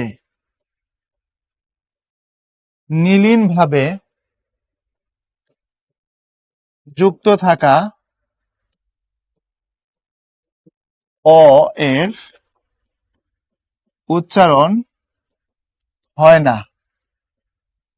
অর্থাৎ হসন্ত মারামারি কাটাকাটি অ এর সাথে, ক্রস মানে মারামারি কাটাকাটি। এখন দেখো আমরা যখন এটাকে পড়ি, বাহ কি সুন্দর, এখন হসন্ত যদি না থাকে তোমাকে পড়তে হবে বাহ কি সুন্দর। তুমি বাহ পড়ো, তুমি পড়ো বাহ, হর পর আর অ টানো না, ঠিক আছে কথা। কিন্তু তুমি যখন নর্মালি তো তুমি যখন প্রবাহ লেখো, প্রবাহ, তখন তো প্রবাহ হর পরে অকে টেনে নিয়ে আসে উচ্চারণ করো, কিন্তু এখানে তো হ পাইছিলা, তো বাহ বলো নাই কেন, বলছো বাহ, কারণ হসন্তের কারণে। তারপরে যখন বলি আহ কি শান্তি, অর্থাৎ গরমের মধ্যে হঠাৎ তুমি ঠান্ডা পাইছো, আহ কি শান্তি। এরপর যখন আমরা বলি আল্লাহ তুমি আমাকে ক্ষমা করো, এই যে হর নিচে একটা হসন্ত দেই, আল্লাহ তুমি আমাকে ক্ষমা করো। তাহলে এই যে যখনই তুমি যে বর্ণের নিচে হসন্ত দিবা, ওই বর্ণের সাথে যে অটা নীলিন বা বিলীন ভাবে যুক্ত থাকবে তার উচ্চারণ আর হবে না। আশা করি ফাইনাল, কারণ উচ্চারণের ক্ষেত্রে হসন্তটাও খুব গুরুত্বপূর্ণ। নীলিন বা বিলীনকে জিজ্ঞেস করেছে অনামিকা, আহারি কত কষ্ট। এই যে অবর্ণটা, এই যে অবর্ণটা ব্যঞ্জনের প্রায় সবগুলোর সাথে যুক্ত থাকে, যেমন ক, খ, গ, ঘ, চ, ছ, জ, ঝ, উ, ইয়, ট, ট, ব, ব। অর্থাৎ কোন বর্ণ বললে যখন তার শেষে অটা চলে আসে লুকায়িত অবস্থায়, তখন অটাকে নীলিন বা বিলীন ধরা হয়, কারণ সে মিশে গেছে, ব্লেন্ড হয়ে গেছে, সবার সাথে মিলে মিশে একাকার হয়ে গেছে, এই জন্য তাকে নীলিন বা বিলীন বলা হয়। তোমরা কি এটা বিশ্বাস করো যে তোমাদের বড় ধরনের গ্যাপ আছে? এটা বিশ্বাস করো কিনা আমি দেখি তো একটু, মানে সত্য স্বীকারোক্তি একটু দেখতে চাই। তোমাদের কঠিন লেভেলের বড় ধরনের গ্যাপ আছে, বেসিকে বড় ধরনের গ্যাপ।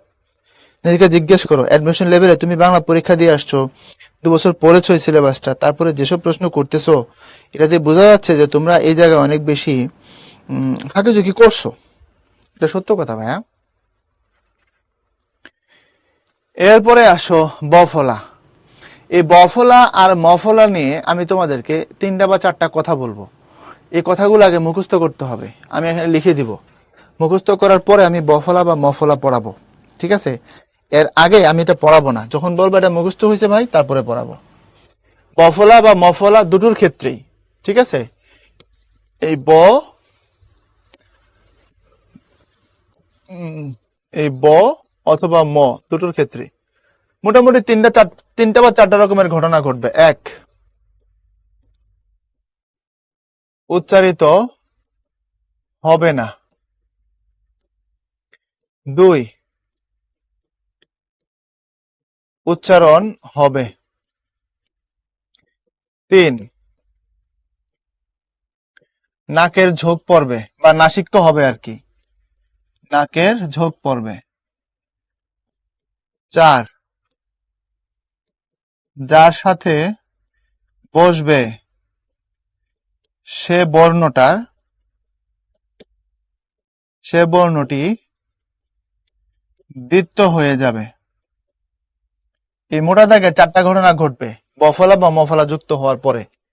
এই 4টা দিয়ে মোটামুটি আমরা সব কভার করে ফেলতে পারবো।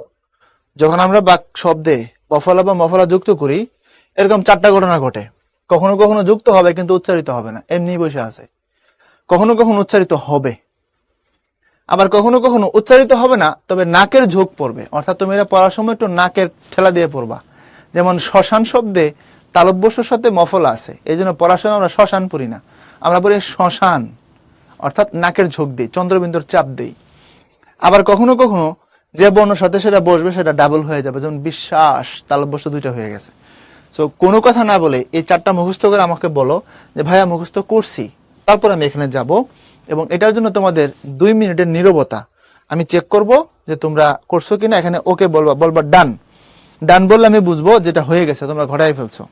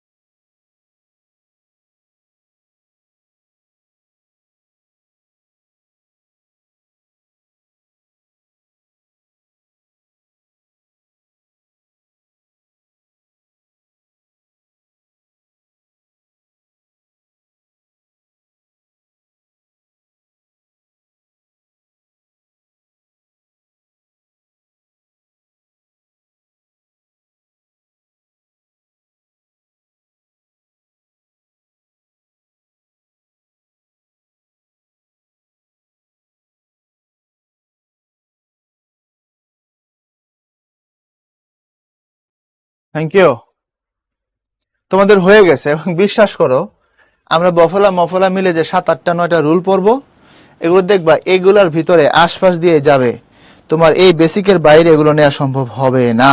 গুড, অনেকে রুল সহ লিখে দিতেছে। আচ্ছা, থ্যাংক ইউ। এখন আসো, এইদিকে তাকায় থাকো, এই 4টা দিয়ে দেখবা আমি অনেক কাজ করতে পারবো। পদের আদ্য ব্যঞ্জন বর্ণে, আদ্য মানে শুরুতে, বফলা যদি সংযুক্ত হয় তখন সে বফলার কোনো উচ্চারণ হয় না। যেমন দেখো, শুরুতে দন্ত স্বর নিচে বফলা ছিল, উচ্চারণ নাই, আমরা পড়েছি স্বাধিকার। ঠিক স্বাধিকারের পর এখানে পড়েছি স্বদেশ, কোনো কিছু নাই, এমনি আছে, উচ্চারণ হয়, ওই যে প্রথমটা কাজে লাগছে। আচ্ছা, বাংলা উচ্চারণের রীতি অনুসারে পদের মধ্যে কিংবা শেষে যদি বফলা যুক্ত হয়, যদি মাঝখানে বসে বফলাটা, অথবা যদি কোথায় বসে, শেষে বসে, বলছে সংযুক্ত বর্ণের উচ্চারণ দিতে হয়, অর্থাৎ যার সাথে বসে সেটা দিতে হবে। এখানে কোনটা কাজে লাগছে বলতো? শেষেরটা কাজে লাগছে, যে এইটা। যেমন ধরো, এখানে দ্বিত্ব শব্দটা ইটসেলফ দ ডাবল, দ্বিত্ব পড়ার সময় তো ডাবল। দেখো শেষে বসছে বিশ্ব, তালব্য শো ডাবল। বিদ্যান মাঝখানে দশ সাথে বসছে, দ ডাবল। তো মাঝখানে বা শেষে যার সাথে বসবে সে ডাবল। বিশ্বাস, মাঝখানে তালব্য শো না, বিশ্বাস। দেখো তুমি যখন পড়ো, এই যে এইটা বিশ্বাস, তালব্য শো ডাবল পড়ো। আচ্ছা, উৎ এই উপসর্গ যুগে গঠিত শব্দে খণ্ডত এর সঙ্গে বফলার বাংলা উচ্চারণ সাধারণত অবিকৃত থাকে। কারণ তুমি প্রশ্ন করতে পারো, ভাইয়া উপসর্গ উৎ, এখানে আবার ব্র্যাকেটে উদ লিখছেন কেন, এখানে খণ্ডত ব্র্যাকেটে দ লিখছেন কেন? হ্যাঁ, পড়ার সময় উৎ পড়ি না, পড়ার সময় উদ পড়ি, উদ দ দিয়ে পড়ি। যেমন উদ্ভাস, উদ্ভাসের ধ আছে, এর উপসর্গ যদি ধরো সেটা কিন্তু উৎ। যেমন উদ্বেল, বুঝতে পারছো, উদ্বেলিত, উদ্বাস্তু। তো বলছে উদ এই উপসর্গ যুগে যদি কোনো শব্দ গঠিত হয় এবং তার সঙ্গে যদি বফলা যুক্ত হয়, তখন এটার উচ্চারণ অবিকৃত থাকে, অর্থাৎ এটা উচ্চারিত হয়, মানে বফলাকে বদে উচ্চারণ করতে হবে। যেমন উদ্বেগ, এই যে দেখো, উদ্বোধন, এই যে উদ্বোধন, ক্লিয়ার? এখানে তাহলে উচ্চারণ হয়, এটা তাহলে কোনটা লাগছে? এটার কাজে লাগছে, খেয়াল করে দেখো। তাহলে এখানে 3টা পড়লাম, এখানে এই 3টার মধ্যে যে একবার উচ্চারণ হয় নাই, একবার উচ্চারণ হয়েছে, আরেকবার ডাবল হয়েছে। নাকের ঝোঁক এখনো পাই নাই, দেখি সামনে কি ঘটে। বাংলা শব্দে ক থেকে সন্ধির সূত্রে আগত গ এর সঙ্গে বফলা যুক্ত হলে সেক্ষেত্রে ব উচ্চারণ প্রায়শ অক্ষত থাকে, যেমন দিক বিদিক হবে। এখন এটা এমনি বুঝবা না, এই হলো দিক আর এই হলো বিদিক, যখন সন্ধি করবা।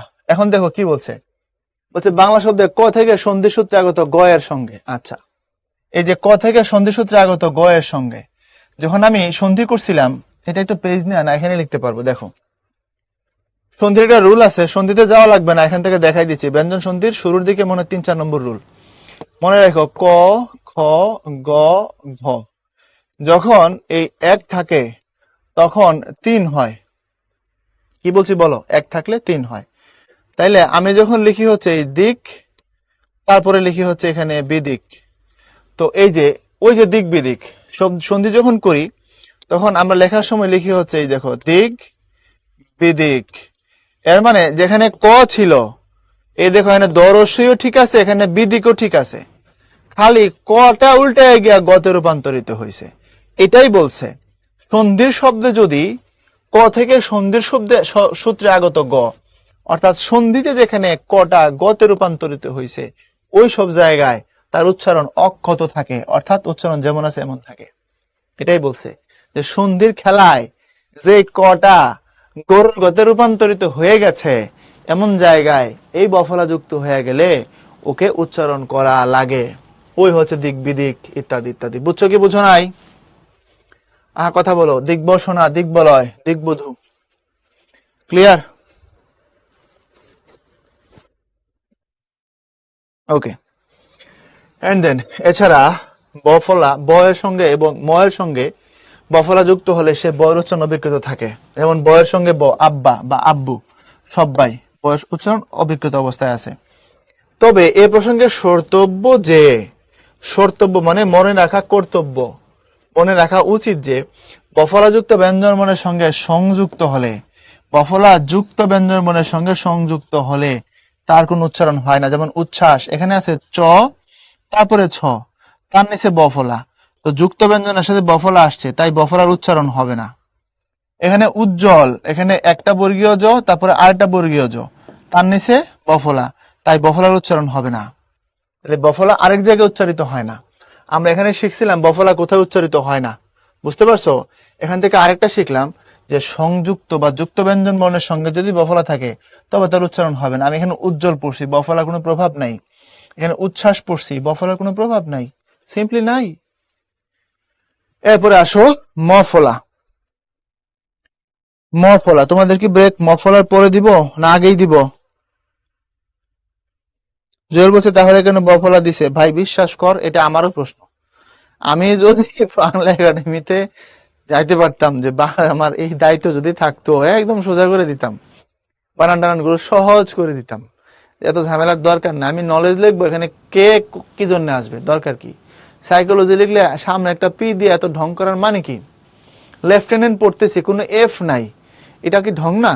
এরপরে বানান টানান এরকম দেখতেছি, কি সব আজগবি কাজ করবার দরকার কি? যেমনি পুরো এমনি লিখে দেবো, শেষ। একটা লিখলাম আর একটা পড়লাম, নাটকের দরকার কি?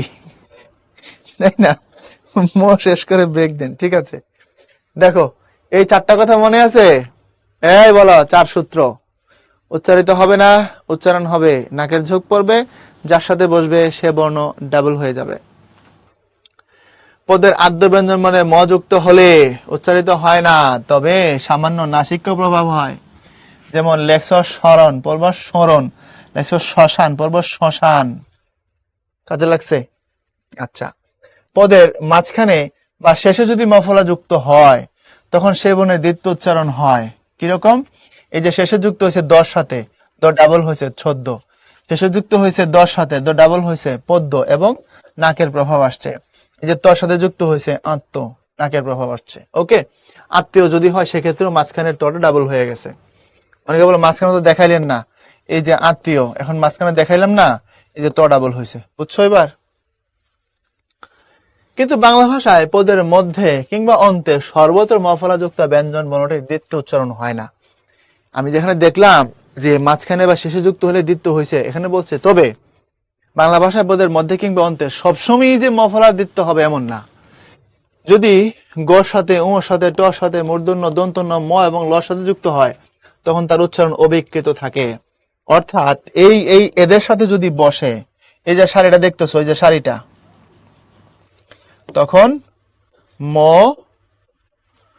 ফলা উচ্চারণ হয় বা উচ্চারিত হবে, উচ্চারিত হয়। ব্যাস দেখো, গর সাথে যুক্ত হয়েছে বাগ্মী, এটার উচ্চারণ বাগ্মী, এটার উচ্চারণ যুগ্ম, এটার উচ্চারণ বাংময়। বাংময় শব্দের অর্থ খুব চমৎকার কথা বলতে পারে, বাকপটু মানুষ, খুব প্রাণ খোলা মানুষ।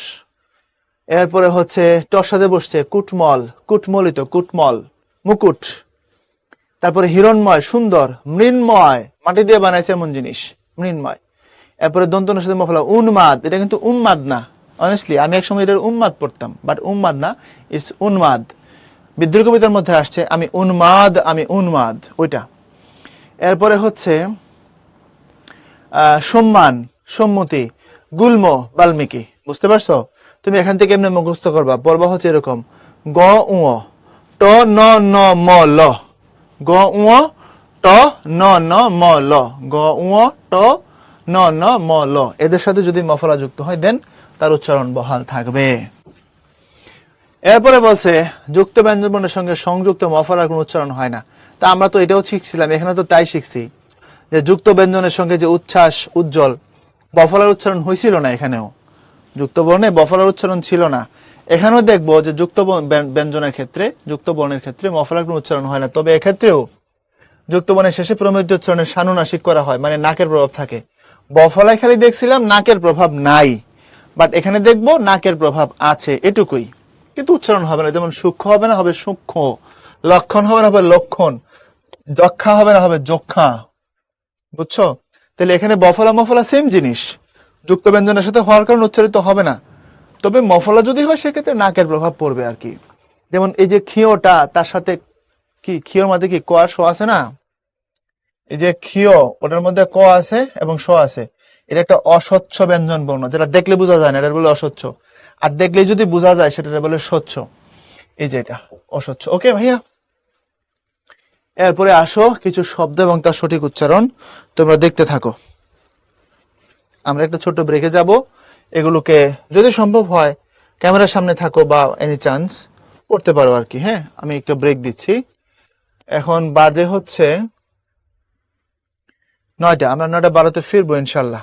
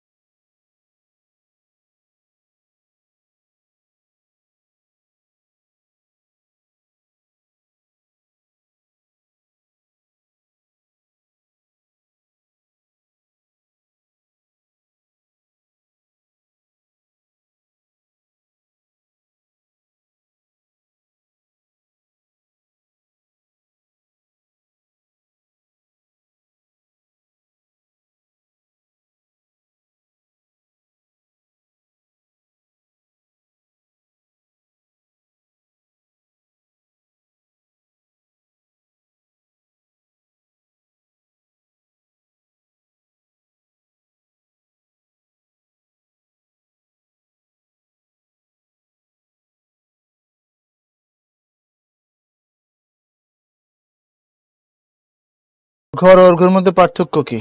প্রথম অর্ঘ্য মানে হচ্ছে দাম, পরের অর্ঘ্য মানে হচ্ছে পূজার উপকরণ।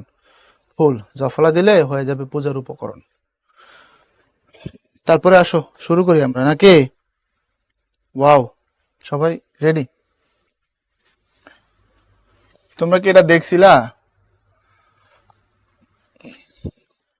আচ্ছা, আমাদের বইতে মানে আমরা যে তোমাদেরকে একটা প্রিপারেশন বুক দিছি এটাতে, এবং তোমরা যে বই পড়ছো গ্রামার বই, তোমাদের এইচএসসি সিলেবাসের যে যে বই পড়ছো সব বই ভালো, এক কথায় শেষ। সব বইতে যেগুলো তোমরা পড়ছো দেখবা উচ্চারণের টপিকের শেষে এরকম অনেকগুলো প্র্যাকটিস দেওয়া আছে, অধ্যক্ষ অধ্যক্ষ অনুগ্রহ অনুগ্রহ এবং দেওয়া আছে, দেখবা ওখান থেকে একদম ইচ্ছা মতো পড়ে ফেলবা। একজন প্রশ্ন করেছো, আমি দেখেছি অলরেডি, যে এখানে যে আমরা এন দিয়ে এইচ দিয়ে ও দিছে, এটা দেওয়া যাবে কিনা? হ্যাঁ, দেওয়া যাবে। এখানে যে একটা হর প্রভাব আছে, অপরাহ্ন একটা হর প্রভাব আছে, এটা প্রপারলি বোঝানোর জন্য ইংলিশে এই জায়গাটা মেনটেন করা হয়। কোনো সমস্যা নাই, তুমি লিখতে পারবা। তো এটা হচ্ছে ব্যাপার। তো তুমি যে বই পড়ো সব বই ভালো, সেখান থেকে এটাকে কাভার করবা। এক, দুই, বিগত বছরের যে বোর্ড প্রশ্নগুলো তুমি পড়ছো, এইচএসসির বোর্ড প্রশ্ন, সেগুলোকে তুমি অ্যাডমিশনের জন্য সঠিক উচ্চারণের এই সেগমেন্টে এসে কাভার করবা। তাহলে আমি তোমাকে তিনটা জায়গা থেকে পড়তে বলছি। এক, আমাদের প্রিপারেশন বুক থেকে। দুই, তোমার যে বই তুমি পড়ছো সেই বইয়ের প্র্যাকটিস অংশ থেকে রুল সহ। তিন, বোর্ড প্রশ্ন থেকে। এই জায়গাটাকে কাভার করে নিও। তাহলে আমি লিখে দিলাম, এক, প্রিপারেশন বুক। দুই, তোমার যে গ্রামার, ওটার যে প্র্যাকটিস অংশটা আছে সেটা। তিন, তোমার যে বোর্ড কোশ্চেন অংশটা সেটা। বুঝছো? তোমার বইতে আমি কি তোমাদের বোঝাতে পারছি না পারি নাই? আমাকে একটু বলো তো। ওকে। জ্যোতি বলছে, ভাই আমি আপনাদের প্রিপারেশন বই পাইনি। যে ব্রাঞ্চে তুমি ভর্তি হয়েছো সেই ব্রাঞ্চে একটু যোগাযোগ করো, কথা বলো ভাইয়াদের সাথে, ইনশাল্লাহ তোমার সমস্যার সমাধান হয়ে যাবে, সমাধান হবে ইনশাল্লাহ। ব্রাঞ্চে কথা বলো, ব্রাঞ্চ থেকে বই দিয়ে দিবে। এরপর আসো কিছু গুরুত্বপূর্ণ শব্দের সঠিক উচ্চারণ আমরা এখান থেকে দেখে নিলাম এটা, দেন চলো আমরা প্রশ্ন সলভ করি। রেডি? অধ্যাপক শব্দের অ এর উচ্চারণ হলো সংবৃত, বিবৃত, অর্ধসংবৃত, অর্ধবিবৃত। আমরা একটা সংবৃত নিছিলাম। এখন তুমি প্রশ্ন করতে পারো, নতুন বইতে তো সংবৃত অর্ধসংবৃত নামে দুইটা সেগমেন্ট করছে। হ্যাঁ, করছে। একদম ও যেটা সেটা সংবৃত, আর উ যেটা, দেখো এই যে নতুন বইতে দেখাইছে যে ও এটা অর্ধ সংবৃত, আর যেটা উ এটা হচ্ছে পুরোপুরো সংবৃত, একদম পুরোপুরি এরকম বলছে। তো সেই দিক থেকে আমরা এই যে ও এটাকে এরকম নিতে পারি কিনা, অর্ধ সংবৃত নিতে পারি কিনা, পারি, সেটাও ভুল না। কিন্তু তোমাদের যতগুলো বই আছে, যে বইগুলো পড়ে তোমরা গেছো, সেই বইগুলো, যে তুমি ইন্টারমিডিয়েট স্টুডেন্ট, সেই বইগুলোতে সব জায়গায় এই কনসেপ্টটাকে ব্যাখ্যা করেছে। সেই জায়গা থেকে আমরা সংবৃত নিয়েছিলাম। বিস্ময় শব্দটির উচ্চারণ হচ্ছে বিস্ময়। বিস্ময়, এখানে একটা নাকের প্রভাব পড়বে, যে এটা বিস্ময়। দেখো পরে চন্দ্রবিন্দু যেটা, এটা এটা বিস্ময় হবে না, বিস্ময় হবে না, এটা হবে বিস্ময়। তলব্যস শস। জয়ধ্বনি, এটার উচ্চারণ হবে জয়ধ্বনি। তো জয়ধ্বনি বললে দেখো এখানে জয়ধ্বনি লেখা, তো ধ্বনি না, হবে ধ্বনি। তাহলে এটা হলো জয়ধ্বনি, সো এটা হলো সঠিক উত্তর। অভিপ্রেত, এটার উচ্চারণ কি? এটার উচ্চারণ হলো অভিপ্রেত, অর্থাৎ দুইটা প হবে, অভিপ মাঝখানে, রফলা যদি থাকে, ফলার আগে র, র যদি থাকে, যেমন ত রফলা যদি থাকে, রিকার যদি থাকে, তখন আগেরটা ডাবল হয়, যেমন আবৃত্তি হয় আবৃত্তি। তারপরে অভিপ্রেত হয় না, হবে অভিপ্রেত। এরপর দেখো মগজ শব্দটির উচ্চারণ, মগজ, এই যে একটা গ আছে এখানে, এই গ সাথে যেটা অযুক্ত আছে, এটা হচ্ছে নীলিন বিলীন যে অটা, এটা ওতে রূপান্তরিত হবে। স্মরণ শব্দের উচ্চারণ হবে স্মরণ, আমরা প্র্যাকটিসে পড়ে আসছি এটা। তমিশ্রা শব্দের যথাযথ উচ্চারণ হবে তমিশ্রা, এই যে রফলা আছে, সুতরাং দেখো তমিশ্রা, এটা ডাবল হবে, তমিস তারপরে রা, তমিশ্রা। এটা আমরা অনেকে পড়ি ন্যূনতম, কিন্তু উচ্চারণ হচ্ছে ন্যূনতম। খেয়াল করে দেখো জফলাটা কিন্তু শুরুতে, যদি দ্বিতীয় দন্তন্যর পরে থাকতো তাহলে হয়তো ন্যূন, কিন্তু যেহেতু শুরুতে প্রথম দন্তন্যর পরে, তাহলে হবে উচ্চারণটা হবে কি? উচ্চারণ হবে নুন, ন্যূনতম। তাহলে কি হবে? ন্যূনতম, এই যে এটা ন্যূনতম, এটা। এরপরে হচ্ছে সৌধ, এটা সঠিক উচ্চারণ যেটা, সেটা সঠিক উচ্চারণ হবে সৌধ, সৌধ, এই যে নিচেরটা সৌধ। সন্ধ্যা শব্দের অর্থ সন্ধ্যা সন্ধ্যা সন্ধ্যা সন্ধ্যা সন্ধ্যা সন্ধ্যা। এরপরে হচ্ছে তোমার শব্দের মধ্যে বা শেষে বফলা যুক্ত হলে, আমরা বলছি শব্দের মাঝখানে বা শেষে যদি বফলা যুক্ত হয় তখন ওই ব্যঞ্জন ডাবল হয়। যেমন ছদ্মনাম, ছদ্মনামের যে ছদ্ম সেটা, পদ্মনামের যে পদ্ম সেটা, এই যে শেষে যুক্ত হয়েছে, সুতরাং তুমি যখন উচ্চারণ করবা এরকম দিবা পদ, তো উপরে একটা চন্দ্রবিন্দুর প্রভাব থাকবে, তাই না? এরপরে আসো যুগ্ম শব্দের উচ্চারণ হবে যুগ্ম, এখানে গর সাথে মফলা যুক্ত হয়েছে, উচ্চারণ মর বহাল থাকবে, উচ্চারণ যুগ্ম, কিন্তু এখানে হবে না, এটা বফলা, এটা ডাবল হয়েছে। এরপরে আসো সূর্য শব্দ সঠিক উচ্চারণ হচ্ছে সূর্য, দন্তস্বর উচ্চারণ হবে স, তালব্য বসার মতো সূর্য, তাহলে এটা। এরপরে হলো স্বাস্থ্য শব্দ সঠিক উচ্চারণ কোনটি? স্বাস্থ্য, কারণ শেষে যেটা তুমি নিচে হর মতো দেখতো সেটা হ না, এটা থ, তারপরে জফলা আছে, সুতরাং স্বাস্থ্য, শ্বাস শ্বাস স, স্বাস্থ্য। এরপরে বিদ্রোহ শব্দটা দেখো, রফলা যুক্ত হয়েছে কার সাথে? দশ সাথে, সেটা ডাবল হবে, রফলা যার সাথে যুক্ত হবে সে ডাবল হয়ে যাবে, তাহলে বিদ্রোহ, এই যে বিদ্রোহ, তাহলে ডাবল হয়েছে বিদ্রোহ, ওকে। সো এটা। এরপরে আসো বচন, আমরা খুব সহজ জায়গায় চলে আসছি, তোমরা আমাকে যদি কোঅপারেট করো আমরা যথেষ্ট তাড়াতাড়ি সিম্পলি শেষ করে ফেলতে পারবো। রেডি তো? আচ্ছা, বচন পড়বার আগে আমাদেরকে জানতে হবে যে বচন মানে হচ্ছে এটা লগ্নক থেকে যাওয়া, বচন মানে হচ্ছে লগ্নক থেকে যাওয়া। এখন কোয়েশ্চেন হচ্ছে লগ্নক বলতে কি বোঝায়? আসো তোমাদেরকে লগ্নকটা শিখাই দিই। লগ্নক যদিও সামনের ক্লাসের পড়ার জিনিস, তারপরে তোমাদের আজকে শিখাই দিব অগ্রিম। তো অগ্রিম শিখাইলে আমাকে অগ্রিম একটা ধন্যবাদ দিয়ে ফেলো, বলো যে ভাইয়া থ্যাংক ইউ। এই লগ্নক শব্দের অর্থ হচ্ছে যা লেগে থাকে, লগ্নক, এই লগ্নক শব্দের অর্থ হচ্ছে যা লেগে বা যুক্ত অবস্থায়, যুক্ত অবস্থায় থাকে, লেগে আছে যেটা, যুক্ত অবস্থা আছে যেটা, কাছাকাছি আছে যেটা, পাশাপাশি অবস্থান করছে যে, তাকে বলা হয় লগ্নক। কথা বুঝছো? ওকে, ঠিক আছে, ওয়েলকাম। যেমন ধরো আমরা বলি যে মসজিদ সংলগ্ন মাঠে জনসভা হবে, মাহফিল হবে, মসজিদ সংলগ্ন মাঠে। তো সংলগ্ন মানে কি? মসজিদের সাথে ঠিক পাশাপাশি এলাকায় লাগানো, একদম পাশে যেটা। লগ্নক মানেও এটাই। আসো, চারটা হচ্ছে লগ্নক। লগ্নক কতটা? লগ্নক হচ্ছে চারটা জিনিস, চারটা জিনিসকে লগ্নক বলে। এক, বচন, এটা একটা লগ্নক। দুই, বিভক্তি, এটা আরেকটা লগ্নক। তিন, নির্দেশক, এটা আরেকটা লগ্নক। তারপরে চার, বলক, এটা আরেকটা লগ্নক। বিষয়গুলো কি? চলো একে একে আমরা শিখবো। বচন, যেমন আমি বললাম ছেলেরা, এই যে ছেলেরা, রাটা দেখো ছেলের সাথে যুক্ত হয়েছে, তুমি কি কোনোদিনও শিখছো এটা কি আমরা কখনোই ছেলে তারপরে যে রা, এটা আলাদা লিখি না? আলাদা লিখি না, আমরা একসাথে লিখি। অর্থাৎ যত বহুবচনের সাইন আছে অল আর লগ্নক্স, ছেলেরা, মেয়েরা, রা এরা, গুলাগুলি, গুলু, আবুলি, যেগুলো আমরা এখন পড়বো, এই যে বচনে যাচ্ছি, বচন যে সংখ্যার যে চিহ্নটা এটা লগ্ন অবস্থায় থাকে, যুক্ত থাকে। এরপরে বিভক্তি, বিভক্তি দুই রকম, শব্দ বিভক্তি এবং ক্রিয়া বিভক্তি। তো শব্দ বিভক্তি বলো আর ক্রিয়া বিভক্তি বলো, সবগুলো যুক্ত থাকে। যেমন আমি বললাম যে হচ্ছে সুমনকে ডেকে পাঠিয়েছি, সুমনকে, অথবা যদি বলি সুমনের বাড়ি যাব, সুমনের বাড়ি যাব, তাহলে এখানে দেখো কে যুক্ত হয়েছে আর এখানে এর যুক্ত হয়েছে। খেয়াল করে দেখি এগুলো কি মূল শব্দের সাথে যুক্ত অবস্থায় না নাকি আলাদা অবস্থায় লিখো? যুক্ত অবস্থায় লিখো, সুতরাং এটাও এক ধরনের লগ্নক। তারপর আসো নির্দেশক। নির্দেশক মানে হচ্ছে ইংলিশ এটাকে বলা হয় আর্টিকল। তো আর্টিকল মানে আমি বলি হচ্ছে একটি কলম নিয়ে আসো, তো একটি লগ্ন অবস্থায় থাকে, কথা কি বলছো? দুইটি নিয়ে আসো, লগ্ন অবস্থায় থাকে, মানে যুক্ত অবস্থায় থাকে। এই যে টিটা আর কি, টিটা খানাখানি না, এটা যুক্ত না। এরপরে বলক, এটার সাথে তোমরা খুব একটা পরিচিত না।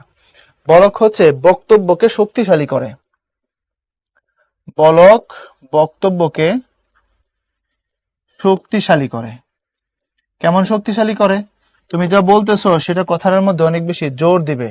যেমন ধরো আমি বললাম তোমাকেই চাই, আমি তোমাকেই চাই, আর কিছু জীবনে পাই বা না পাই। এখন বলো তোমাকেই চাই, এখানে তোমরা বলতে হবে, আমি বলবো না। বলো তো বলক কোনটা? তোমাকেই চাই, এখানে বলক কোনটা? কোন জায়গাটা এখানে শক্তি প্রদান করেছে? সবার আগে কে পারবে? ই, থ্যাংক ইউ। নাজিফা। শিলা বলছে তোমাকেই না, তোমাকেই না তোরে পাগলা। এই যে শুধু এইটা, এই যে এটা হচ্ছে বলক। আমি যদি বলি তোমাকে চাই, মানে ঠিক আছে, যাকে আমি বললাম তাকে আমি চাই। কিন্তু যদি বলি তোমাকেই চাই, তাহলে বোঝা গেল এর বাইরে কোনো কথা নাই, তোমাকেই চাই। অর্থাৎ এই যুক্ত হলে বক্তব্যটা বেশি জোরালো হয়। এটা একটা বলক। আর একটা বলক আছে, যেমন আমরা যদি বলি তোমাকেও যেতে হবে বা আমাকেও যেতে হবে, তাকেও এনেছি, এই ই আর ও, তোমাকেও যেতে হবে, তোমাকেও যেতে হবে, এই যে এটা। আবারও এনেছো, আমরা বলি আবার এনেছো, আবারও এনেছো, আবারও গিয়েছো, এই যে ওটা, এইগুলোকে বলা হয় লগ্নক। এটা নতুন ব্যাকরণ আলোচিত হয়েছে, এই লগ্নকটা, এই কনসেপ্টটা মাথায় রেখে দিবা। লগ্নকের 4টা ফর্মুলা দেখাই দিলাম, তার মধ্যে একটা হচ্ছে বচন, তার মধ্যে একটা বচন এবং বচনটা একটু বড়। আমরাও চলো বচন নিয়ে কথা বলি। আমার অভিজ্ঞতা বলে